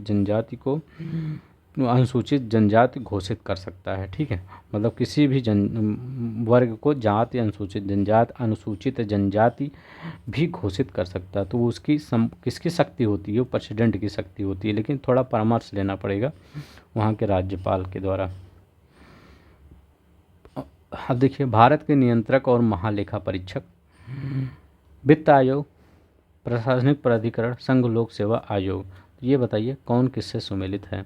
तो भारत का नियंत्रक और महालेखा परीक्षक 148 कहीं है, हाँ है। वित्त आयोग 280 है कहीं, हाँ है। अब देखिए, प्रशासनिक प्राधिकरण 323 ए है, ये बहुत बार पूछा जाता है, इसको रट लीजिए, लेकिन आप रटते नहीं, या रटते भूल जाते होंगे। एडमिनिस्ट्रेटिव ट्रिब्यूनल 323 ए बहुत इंपॉर्टेंट है, याद रखेंगे। 323 ए संघ लोक सेवा आयोग, संघ लोक सेवा आयोग का कौन सा है? 315 है वो, ठीक है। हाँ, 315 संघ लोक सेवा आयोग का है, ठीक है। और अगर मैं कहूँ all India services, all India services ये यूनियन पब्लिक सर्विस कमीशन है। दो चीज़ें होती हैं, जब यूनियन पब्लिक सर्विस कमीशन करे 315 होता है, जब ऑल इंडिया सर्विसेज कहे, ठीक है, तो ऑल इंडिया सर्विसेज कहे तो 312 होता है, ठीक है। ये याद रखेंगे, all India services 312, union public service commission 315। भारतीय संविधान के किस अनुच्छेद में निर्वाचन आयोग के लिए प्रावधान किया गया है? बताइए, निर्वाचन आयोग के लिए प्रावधान किया गया है तो 324 अभी बताते हैं। 324 निर्वाचन आयोग के लिए प्रावधान किया गया है। नेक्स्ट देखते हैं, पंचायत चुनाव के लिए अनुसूचित जातियों के लिए पदों के लिए आरक्षण की किस राज्य में लागू नहीं है? तो ये अनुसूचित जाति के लिए आरक्षण कहाँ है? अरुणाचल प्रदेश में लागू नहीं है, ठीक है। याद रखेंगे कहाँ पर? अरुणाचल पर। पूछेंगे क्यों लागू नहीं है? क्योंकि यहाँ पर क्या है, ये कोई भी यहाँ अनुसूचित जाति नहीं है, तो कहाँ से आरक्षण होगा, ठीक है। निम्नलिखित कौन पंचायतों की संरचना के बाबत में उपबंध करने के अधिकृत है? तो कौन पंचायतों की संरचना के बाबत उपबंध करने को अधिकृत है? मतलब इनका जानते हैं पूछने का क्या मतलब है? इंग्लिश में पढ़ देता हूँ। Who among the following authorise to make provisions with the respect of composition of panchayat. कह रहे हैं अगर पंचायत को 3 स्तरीय बनाना, 2 स्तरीय बनाना, 4 स्तरीय बनाना है तो ये सब कौन कर सकता है? जैसे उत्तर प्रदेश में 3 स्तरीय है तो ये कौन करेगा? योगी जी करेंगे, राज्य का विधानमंडल करेगा, ठीक है। मैं योगी जी का नाम इसलिए लेता हूँ ताकि थोड़ा आप उसको कनेक्ट कर पाएँ, ठीक है। अभी विधानमंडल से बोल दूंगा तो आप सोचेंगे क्या। भारत के किस भाग में पंचायती राज व्यवस्था संबंधी प्रावधान दिए गए हैं? किस भाग में पंचायती राज व्यवस्था संबंधी प्रावधान दिए गए हैं? तो भाग कौन सा है? 9 है, तो भाग 9 में पंचायती राज संबंधी प्रावधान दिए गए हैं, ठीक है। पंचायती राज व्यवस्था अपनाई गई थी, किस लिए अपनाई गई थी? तो लोकतंत्र की शक्तियों का विकेंद्रीकरण। कहीं भी अगर पंचायती राज आ जाए और डिसेंट्रलाइज आ जाए वर्ड, ठीक है, आप आंख मूंद के वही लगा दीजिए, ठीक है। अभी इसमें ऑल ऑफ द अबव नहीं है, पर नीचे एक और देख लिया करिए कि ऑल ऑफ द अबव, ठीक है, उपरोक्त सभी, उस वो अगर ना रहे, ठीक है, तो डिसेंट्रलाइज कहीं रहे और ये कह रहे पंचायती राज दिया रहे, तो आप तुरंत लगा के गोला करके आगे बढ़ जाइए, वो आपको जितना नंबर होगा उतना मिल जाएगा। भारत में पंचायती राज व्यवस्था का शिल्पी किसे? बलवंत राय मेहता जी कहीं हैं? बलवंत राय मेहता जी, ठीक है। पंचायती राज व्यवस्था के शिल्पकार यही कहे जाते हैं, ठीक है। ये मतलब ये कब गठित की गई थी कमेटी? तो 1957 में गठित की गई थी, याद रखेंगे। इन्हीं की सिफारिश पर 2 अक्टूबर, मतलब इसी उस पर सिफारिश पर, इसी आयोग की सिफारिश पर 2 अक्टूबर 1959 को राजस्थान का एक ज़िला था, राजस्थान का एक ज़िला था जो नागौर के नाम से जाना जाता था। नागौर में त्रिस्तरीय पंचायती राज का शुभारंभ किया गया, ठीक है, BR में। यहाँ पर देखिए किन्हें उत्तर प्रदेश में जिला योजना में सम्मिलित किया गया जाता है? तो उत्तर प्रदेश में जिला योजना में किसे सम्मिलित किया जाता है? तो उत्तर प्रदेश के जिला योजना में नगर पंचायत को सम्मिलित किया जाता है, ग्राम पंचायत को सम्मिलित किया जाता है और क्षेत्र पंचायत को सम्मिलित किया जाता है, ठीक है। 1 2 3 होगा। भारतीय संविधान का अनुच्छेद 243 जेड के अनुसार सहकारी समितियों के निदेशकों की अधिकतम संख्या हो सकती है। तो सहकारी समितियों के निदेशकों की अधिकतम संख्या 21 हो सकती है, याद रखेंगे। अब देखिए, निम्नलिखित खाद्य सुरक्षा मिशन का उद्देश्य निम्नलिखित में से कौन सा नहीं है? खाद्य सुरक्षा मिशन का उद्देश्य कौन सा नहीं है? ये देखिए, स्ट्रेंथिंग क्रेडिट फैसिलिटी, ये गलत है, ठीक है। और उच्च उत्पादक किस्म का बीजों का उपयोग करना, तकनीक का उपयोग, टेक्नोलॉजी इम्प्रूव करना, फसलों की नई विकसित किस्म का, तो ये साख सुविधाओं का सुदृढ़ करना, ये नहीं है, ठीक है। सी वाला आपका गलत है। स्वावलंबन योजना कब प्रारंभ की गई थी? तो ये पुराना है, सिर्फ ये ऐसा याद रख लीजिए कब प्रारंभ की गई थी। तो ये कब प्रारंभ की गई थी? ये 2010 में प्रारंभ की गई थी स्वावलंबन योजना। ठीक है, ठीक है, 2010 में। ये किस लिए? जो असंगठित कामगार होते हैं उनको पेंशन योजना के रूप में ये योजना केंद्र सरकार के द्वारा, मतलब जो लेबर लोग होते हैं उन उनको पेंशन के रूप में ये योजना लाई गई थी। ठीक है, अब इसके बाद यह योजना थोड़ा सा अटल पेंशन योजना ने ले लिया, मतलब उसमें मर्ज कर दिया गया था। ठीक है, स्वावलंबन योजना 2005-6 में प्रारंभ की गई भारत निर्माण योजना का अंग निम्नलिखित में से कौन है? ये क्वेश्चन प्लीज़ बहुत बार पूछा जाता है, ये पढ़ लीजिएगा क्योंकि कई बार ये क्वेश्चन पूछा जा रहा है। ठीक है, पहले तो बहुत बार पूछा जा रहा, हो सकता है इस बार भी आ जाए। तो 2005 और 6 में जो लॉन्च किया गया था, इसके अंतर्गत ये क्या ग्रामीण स्वच्छता नहीं आता है। कौन कौन आता है? ग्रामीण आवास आता है, पेयजल आता है, ग्रामीण सड़क आता है, एक आता है आपका बिजली। ठीक है, विद्युतीकरण जिसको आप बोलते हैं। ठीक है, एक आता है संचार सुविधा, संचार सुविधा। इसके सिर्फ मतलब कुल मिला के 6 घटक हैं। तो एक सिंचाई नहीं है? हाँ, सिंचाई भी लिख दीजिए, सिंचाई। तो संचार सुविधा, सिंचाई, बिजली, ग्रामीण आवास, पेयजल, ग्रामीण सड़क। तो मतलब ये 6 चीज़ें हैं। एक बार मैं फिर से बता दे रहा हूँ कि भारत निर्माण योजना के अंतर्गत 2005-6 में जो शुरू की गई थी, उसके अंतर्गत ग्रामीण आवास आता है, पेयजल आता है, स्वच्छता नहीं आता। ये याद रखिएगा 2014 में वो स्टार्ट हुई थी, इसलिए नहीं आता। ठीक है, कुछ भी करके। ड्रिंकिंग वाटर आता है, पेयजल आता है, रूरल रोड आता है, ग्रामीण सड़क आता है, बिजली, संचार सुविधा, सिंचाई, ये सब आता है। 6 मेन होते हैं इसके। ठीक है, पार्ट।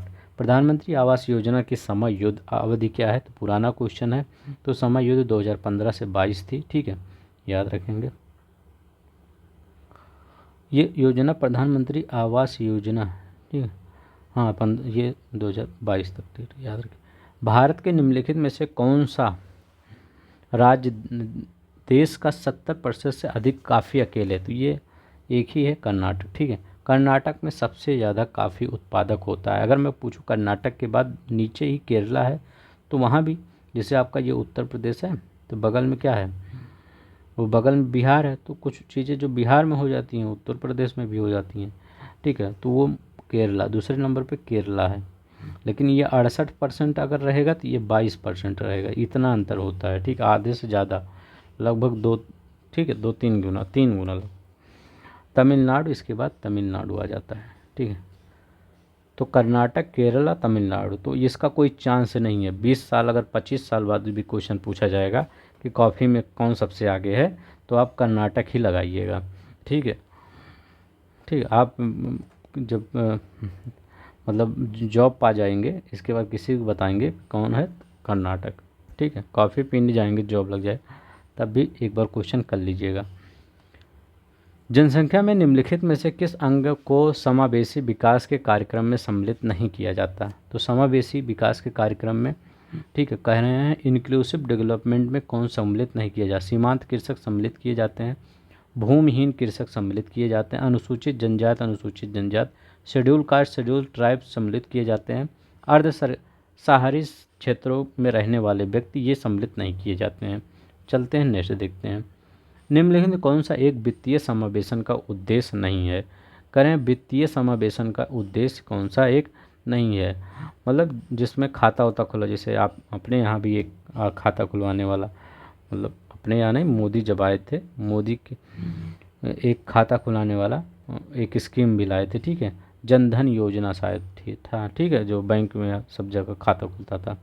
तो वो क्या कहा था? वित्तीय समावेश, लोगों को किससे कनेक्ट करना? बैंकों से कनेक्ट करना, बैंकिंग सुविधाओं से कनेक्ट करना। ठीक है, तो इसमें बोल रहा है कौन सा एक उद्देश्य नहीं है, तो वो कौन सा करें? Shrinking of banking infrastructure, banking अधोसंरचना को सिकोड़ना, ये तो निगेटिव पॉइंट होगा। ठीक है, बैंकिंग को और आगे बढ़ाना ना, सिकोड़ना थोड़ी। अगर सिकोड़ेंगे तो लोग कहाँ जाएंगे? तो लाइन लगाएंगे 2-4 किलोमीटर तक।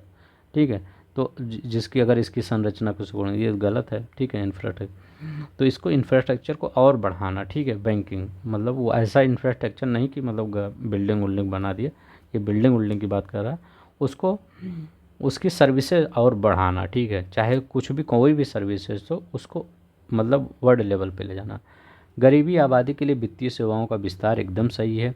कमज़ोर वर्ग के समृद्धि के द्वार खोलना ये भी सही है। ग्रामीण क्षेत्रों में वित्तीय सेवाओं का प्रसार, देखिए सिंपल ही है। अब देखिए यहाँ पर घाटे की वित्तीय व्यवस्था का अर्थव्यवस्था पर क्या प्रभाव पड़ता है। कह रहे हैं जो घाटे का वित्तीय व्यवस्था होता है अर्थव्यवस्था पर मुद्रा आपूर्ति में बढ़ोतरी हो जाती है, ठीक है। Deficit financing of the economy, मुद्रा आपूर्ति में बढ़ोतरी। भारतीय आयकर अधिनियम की धारा 88 में उपलब्ध आयकर छूट को समाप्त करने की सिफारिश निम्नलिखित किस समिति ने की थी। तो किस समिति ने की थी, तो ये केलकर समिति ने की थी, याद रखेंगे, केलकर समिति ने की थी।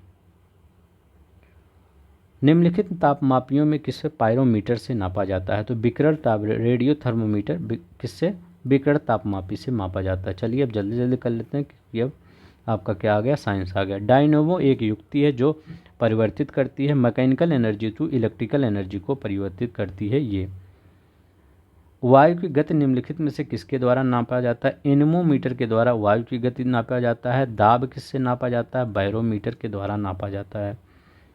प्रकाश वोल्टीय सेल क्या होते हैं, तो प्रकाश वोल्टीय सेल सोलर सेल होते हैं। वायु शक्ति में ऊर्जा का कौन सा रूप विद्युत ऊर्जा में परिवर्तित होता है। कभी हमेशा बार बार वही पूछा जाता है, विंड पावर में कौन सी एनर्जी होती है।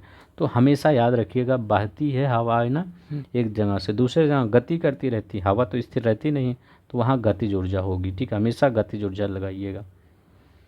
मानव की आँख के स्वस्थ आँख के लिए स्पष्ट की न्यूनतम दूरी मानी जाती है। मानव की सामान्य स्वस्थ आँख के लिए स्पष्ट दृष्टि की न्यूनतम दूरी कितना मापी जाती है, 25 सेंटीमीटर मापी जाती है। आइंस्टीन के नोबेल पुरस्कार से सम्मानित किया गया था। Einstein was honoured with the Nobel prize for किसके लिए, फोटो इलेक्ट्रिक इफेक्ट के लिए, थ्योरी ऑफ स्पेसिफिक हीट के लिए, theory of special theory of relativity, Bose Einstein statics. तो याद रखिएगा फोटो इलेक्ट्रिक इफेक्ट, प्रकाश विद्युत प्रभाव के लिए इनको क्या मिला था, नोबेल पुरस्कार से सम्मानित किया गया था। कब किया गया था, 1921 में सम्मानित किया गया था, ठीक है।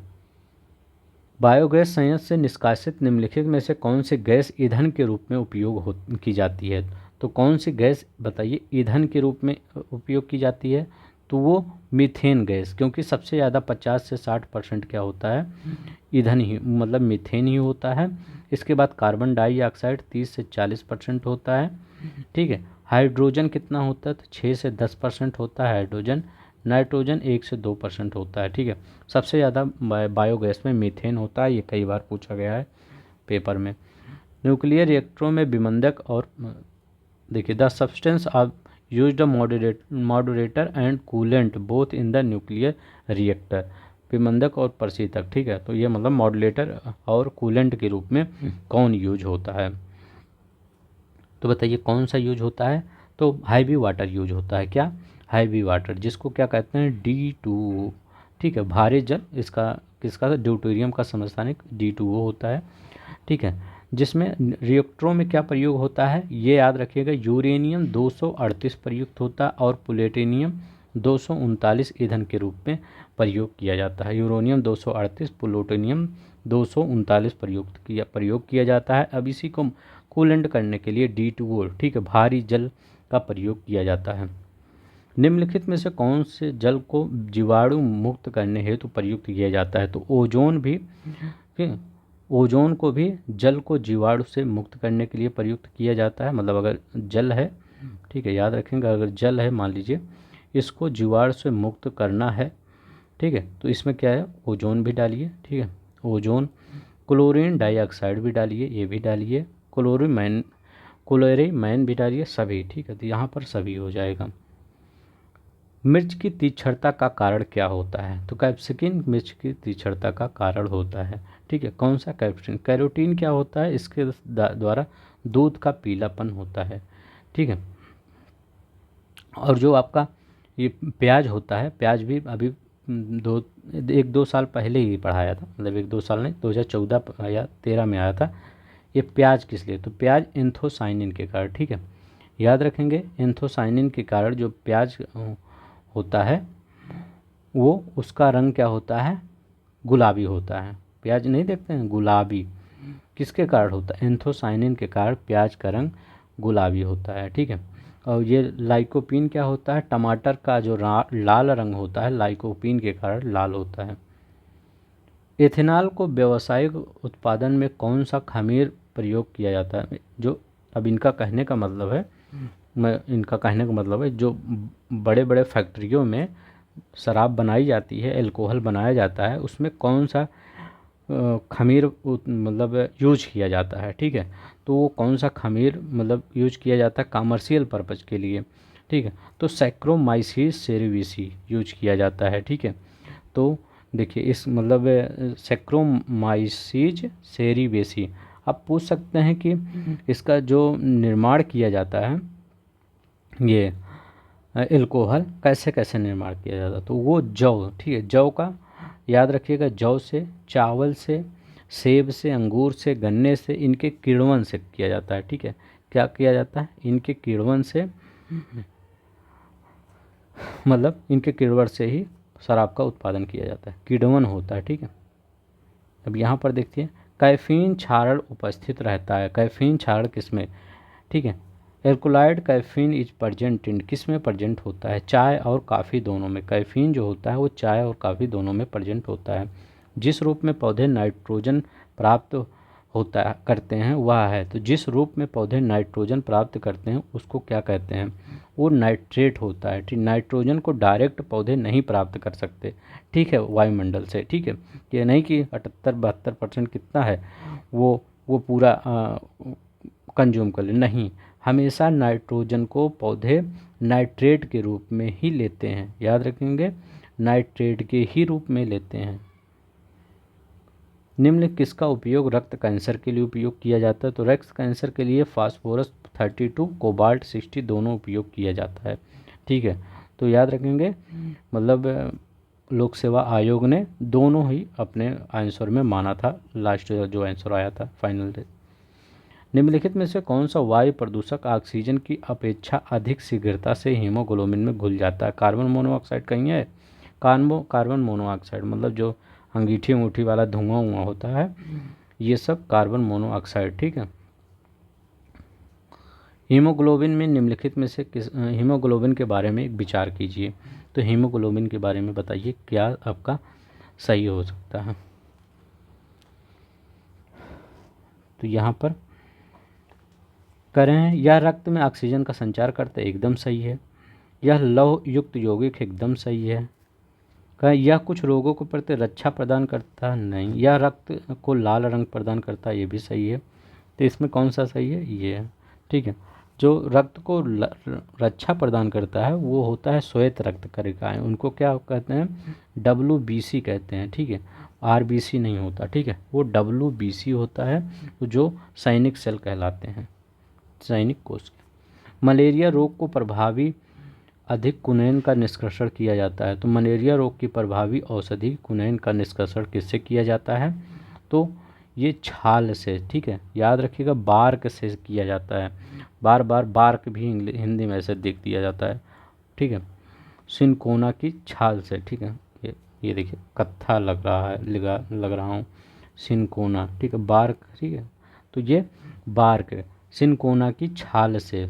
ठीक है, याद रखेंगे बार्क, बार्क ऑफ सिरकोना। ठीक है, कभी कभी सिंपल क्वेश्चन भी यहाँ लगा के भी आगे बढ़ जाता। ठीक है, कितनी बार इसको पढ़ चुके हैं, अभी पिछली पेपर में 2015 वाले में भी आया था ये। जीन के भीतर अनुक्रम आधार पर परिवर्तन कहलाता है, तो जो जीन के भीतर होता है वो जो परिवर्तन होता है, चेंज होता है, वो क्या कहलाता है, तो म्यूटेशन। जो कोरोना नहीं पढ़े हैं, एक कोरोना से कई कोरोना बन रहे थे, तो उस समय बहुत सुर्खियों में चल रहे थे, म्यूटेशन कह रहे थे, अरे ये म्यूटेशन आ गया चाइना के बाद, वो इंग्लैंड में आया ये म्यूटेशन, ये अमेरिका में चल रहा है, ये ज़्यादा खतरनाक है, तो वो सब म्यूटेशन ही होता था। विटामिन ई का महत्वपूर्ण स्रोत निम्नलिखित में से क्या है, तो विटामिन सी का विटामिन ई का पूछ रहा है, अच्छा ई का पूछ रहा है, तो ई का गेहूं का तेल। ठीक है, विटामिन ई का महत्वपूर्ण स्रोत है गेहूं का तेल। इसमें और क्या हो सकता है, बादाम का तेल, मूंगफली, ठीक है, वनस्पति तेल, ये सब, ठीक है, ये उसी के, सोयाबीन का हो गया, कुसुम का तेल, ये सभी, ठीक है। मानव सदृश लघुत्तम कपि कौन सा है, कह रहे हैं the smallest man like AP कौन सा है, तो गिबन है, ठीक है। कौन सा है, गिबन है। मस्तिष्क जिम्मेदार है, किसके लिए मस्तिष्क जिम्मेदार होता है, तो अगर मैं आप क्या करते हैं, मस्तिष्क से सोचते तो हैं, हृदय की गति को नियंत्रण करने के लिए जिम्मेदार होता है, बताइए। हाँ, शरीर को संतुलन बनाने के लिए, हाँ, तो ये कौन सा हो सकता है, सभी कर सकता है, ठीक है, ऑल ऑफ द एबव, ठीक है। अब कैसे कर सकते हैं हृदय की गति नियंत्रण करने के लिए, आपका मस्तिष्क दिमाग क्या किया, दौड़ने को, अब जब दौड़ लेंगे तो क्या करेगा, आपका हृदय क्या होगा, हार्ट बीट बढ़ जाएगा, तो आपका पहले मस्तिष्क से ही तो दौड़ा, तो सोचा कि हाँ हमें दौड़ना है, हार्ट बीट बढ़ गया, बस यही है ऑल ऑफ द अबव, इसलिए तीनों लगा दिया गया।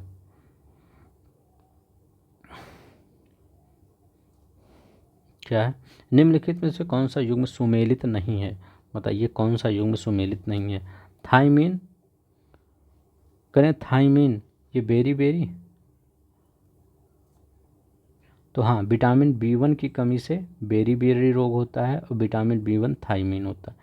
एक्सकार्बिक, तो स्कार्बिक स्कर्विस, विटामिन C, ठीक है, याद रखिए। विटामिन ए, कह रहे हैं विटामिन ए वर्णहांधता, तो विटामिन ए का रासायनिक नाम रेटिनॉल है, याद रखिए रेटिनॉल है। इसकी कमी से वर्णांतर नहीं होता, आँख वाली बीमारी होती है, रतौंधी, रतौंधी, ठीक है।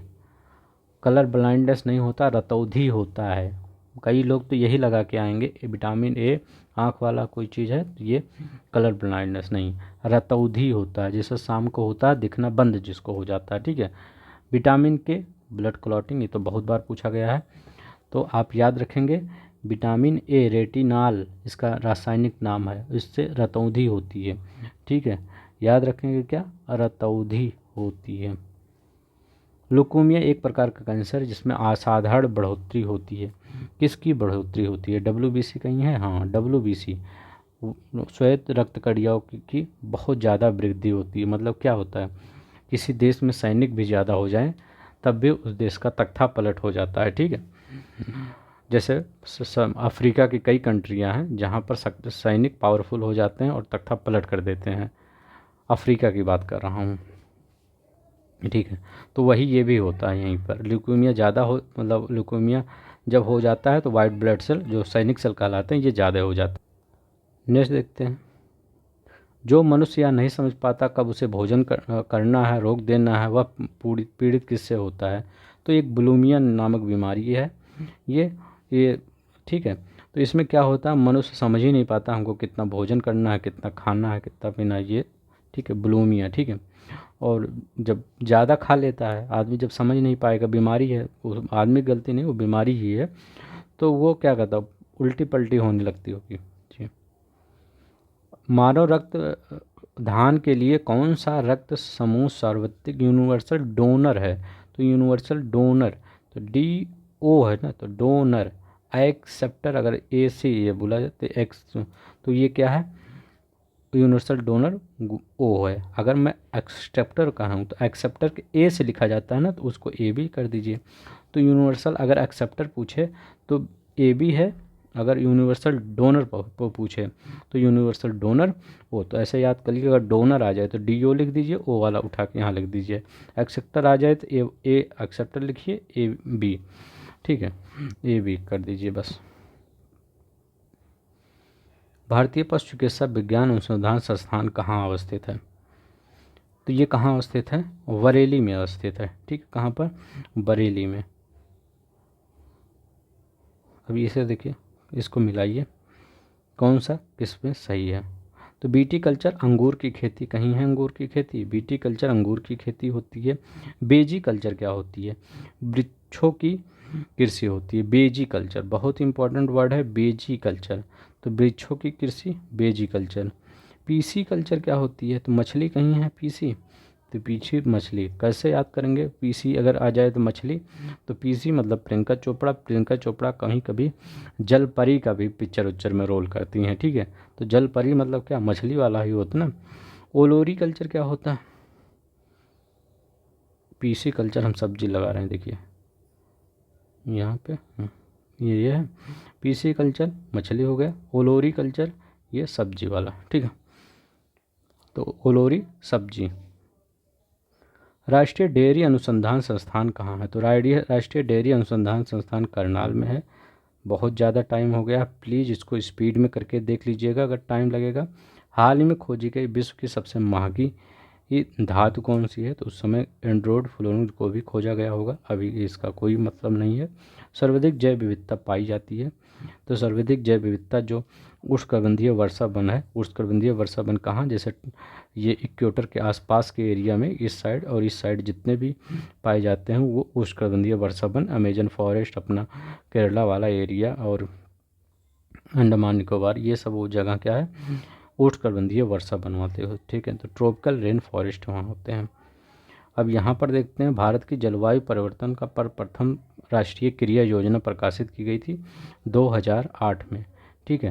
तो मतलब 2008 में ही जलवायु परिवर्तन प्रथम राष्ट्रीय क्रिया घोषणा जून 2008 में प्रधानमंत्री मनमोहन सिंह जी ने किया था, ठीक है। तो ये 2008 में।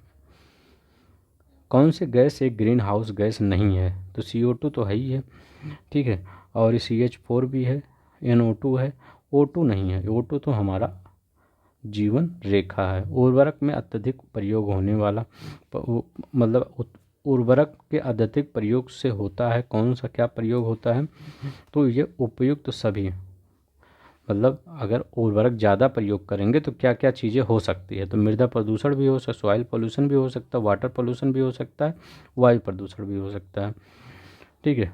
मान लीजिए बीज मतलब कोई पोटास वटास खेत में छिड़क रहे हैं, उड़ रहा है तो वायु प्रदूषण ही होगा। निम्नलिखित में से कौन कृत्रिम पारिस्थितिकी तंत्र है, कृत्रिम पारिस्थितिकी तंत्र कौन सा है, तो धान का खेत कौन सा है, ये कृत्रिम पारिस्थितिकी तंत्र है। वन अपने आप, धान का खेत क्या है, आर्टिफिशियल, हम ही सब धान अभी क्या सीजन चल रहा है, अभी धान बैठा देंगे फिर क्या हो जाएगा, नवंबर दिसंबर में काट लिया जाता है, तो वो क्या कुछ ही दिन के लिए होता है। चलते हैं धान का खेत यहाँ पर। भारत की जलवायु परिवर्तन पर प्रथम राष्ट्रीय क्रिया योजना प्रकाशित हुई थी, अच्छा वही क्वेश्चन ये भी आया क्या फिर, अच्छा ये देखिए वही क्वेश्चन कृत्रिम पारिस्थितिकी। अच्छा खाद्य फूड चेन में मानव है, तो ये बताइए खाद्य फूड चेन में मानव कौन सा है, क्या है, तो प्राथमिक और द्वितीय उपभोक्ता दोनों है। प्राइमरी मतलब हम घास फूस भी खाते हैं, घास फूस मतलब पालक वालक की सब्जी भी खा लेते हैं, और द्वितीय उपभोक्ता मतलब हम मांस मछली भी खाते हैं, तो ये द्वितीयक भी होता है और प्राथमिक भी है। प्राइमरी मतलब जो सिर्फ पत्ते उत्ते खाते हैं, जो हम भी वो सिर्फ बकरी उकरी हो सकता है, और द्वितीयक में क्या होता है जो मांस मछली खाते हैं, तो ये हम दोनों आ जाते हैं, ठीक है। ठीक है, जैव विविधता के ह्रास का मुख्य कारण क्या है, तो प्राकृतिक आवासीय का निवास सबसे मुख्य कारण, मुख्य पूछ रहा है, तो ये क्या है, नेचुरल हैबिटेट डिस्ट्रक्शन, ठीक है। भारत में निम्नलिखित में से कौन सा अधिनियम वन्य जीव के संरक्षण प्रदान करता है, तो कौन सा अधिनियम 1972 का अधिनियम वन्य जीव संरक्षण प्रदान करता है, ठीक है। उत्तर प्रदेश में सॉफ्टवेयर और बिजनेस प्रोसेस आउटसोर्सिंग को सबसे बड़ा केंद्र अवस्थित है, कहाँ पर, नोएडा में। सॉफ्टवेयर पूछ रहा है, ठीक है।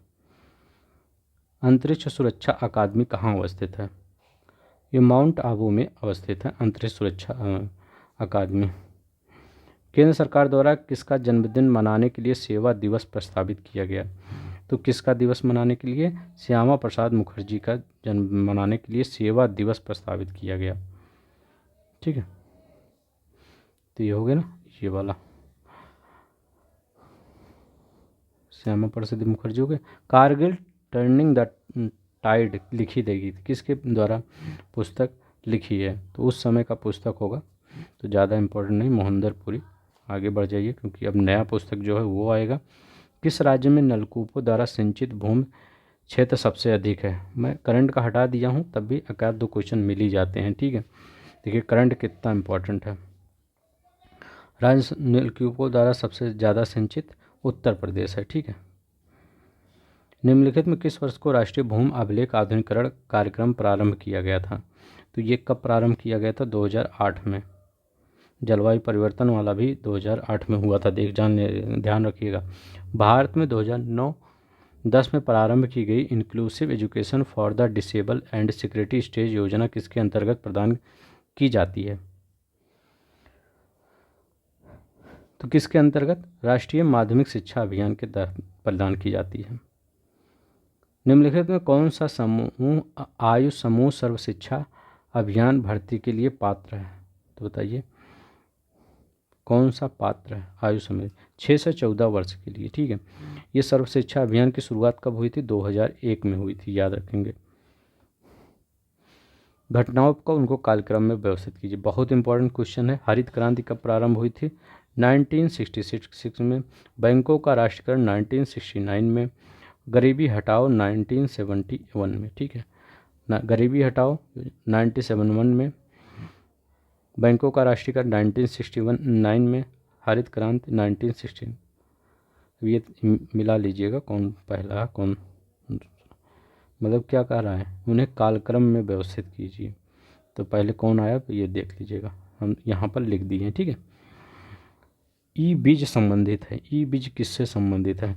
तो सरकारी सेवाओं तक पहुँच के लिए एकल द्वार प्लेटफॉर्म। तो बस इतना ही क्वेश्चन था। एक मतलब लगभग देखिए हमने कुछ बीच में कुछ वैसा बात भी नहीं किया, तब भी इतना 1 घंटे 40 मिनट लग गया। ठीक है। 132 क्वेश्चन, 2-3 क्वेश्चन रिपीट हुए थे, तो मतलब 125 प्लस क्वेश्चन ही थे। ठीक है। तो अगर आपको पसंद आया होगा प्लीज़ लाइक कर दीजिएगा। ठीक है। और सब्सक्राइब कर दीजिएगा, शेयर कर दीजिएगा। ठीक है। धन्यवाद, नमस्कार, जय हिंद, जय भारत।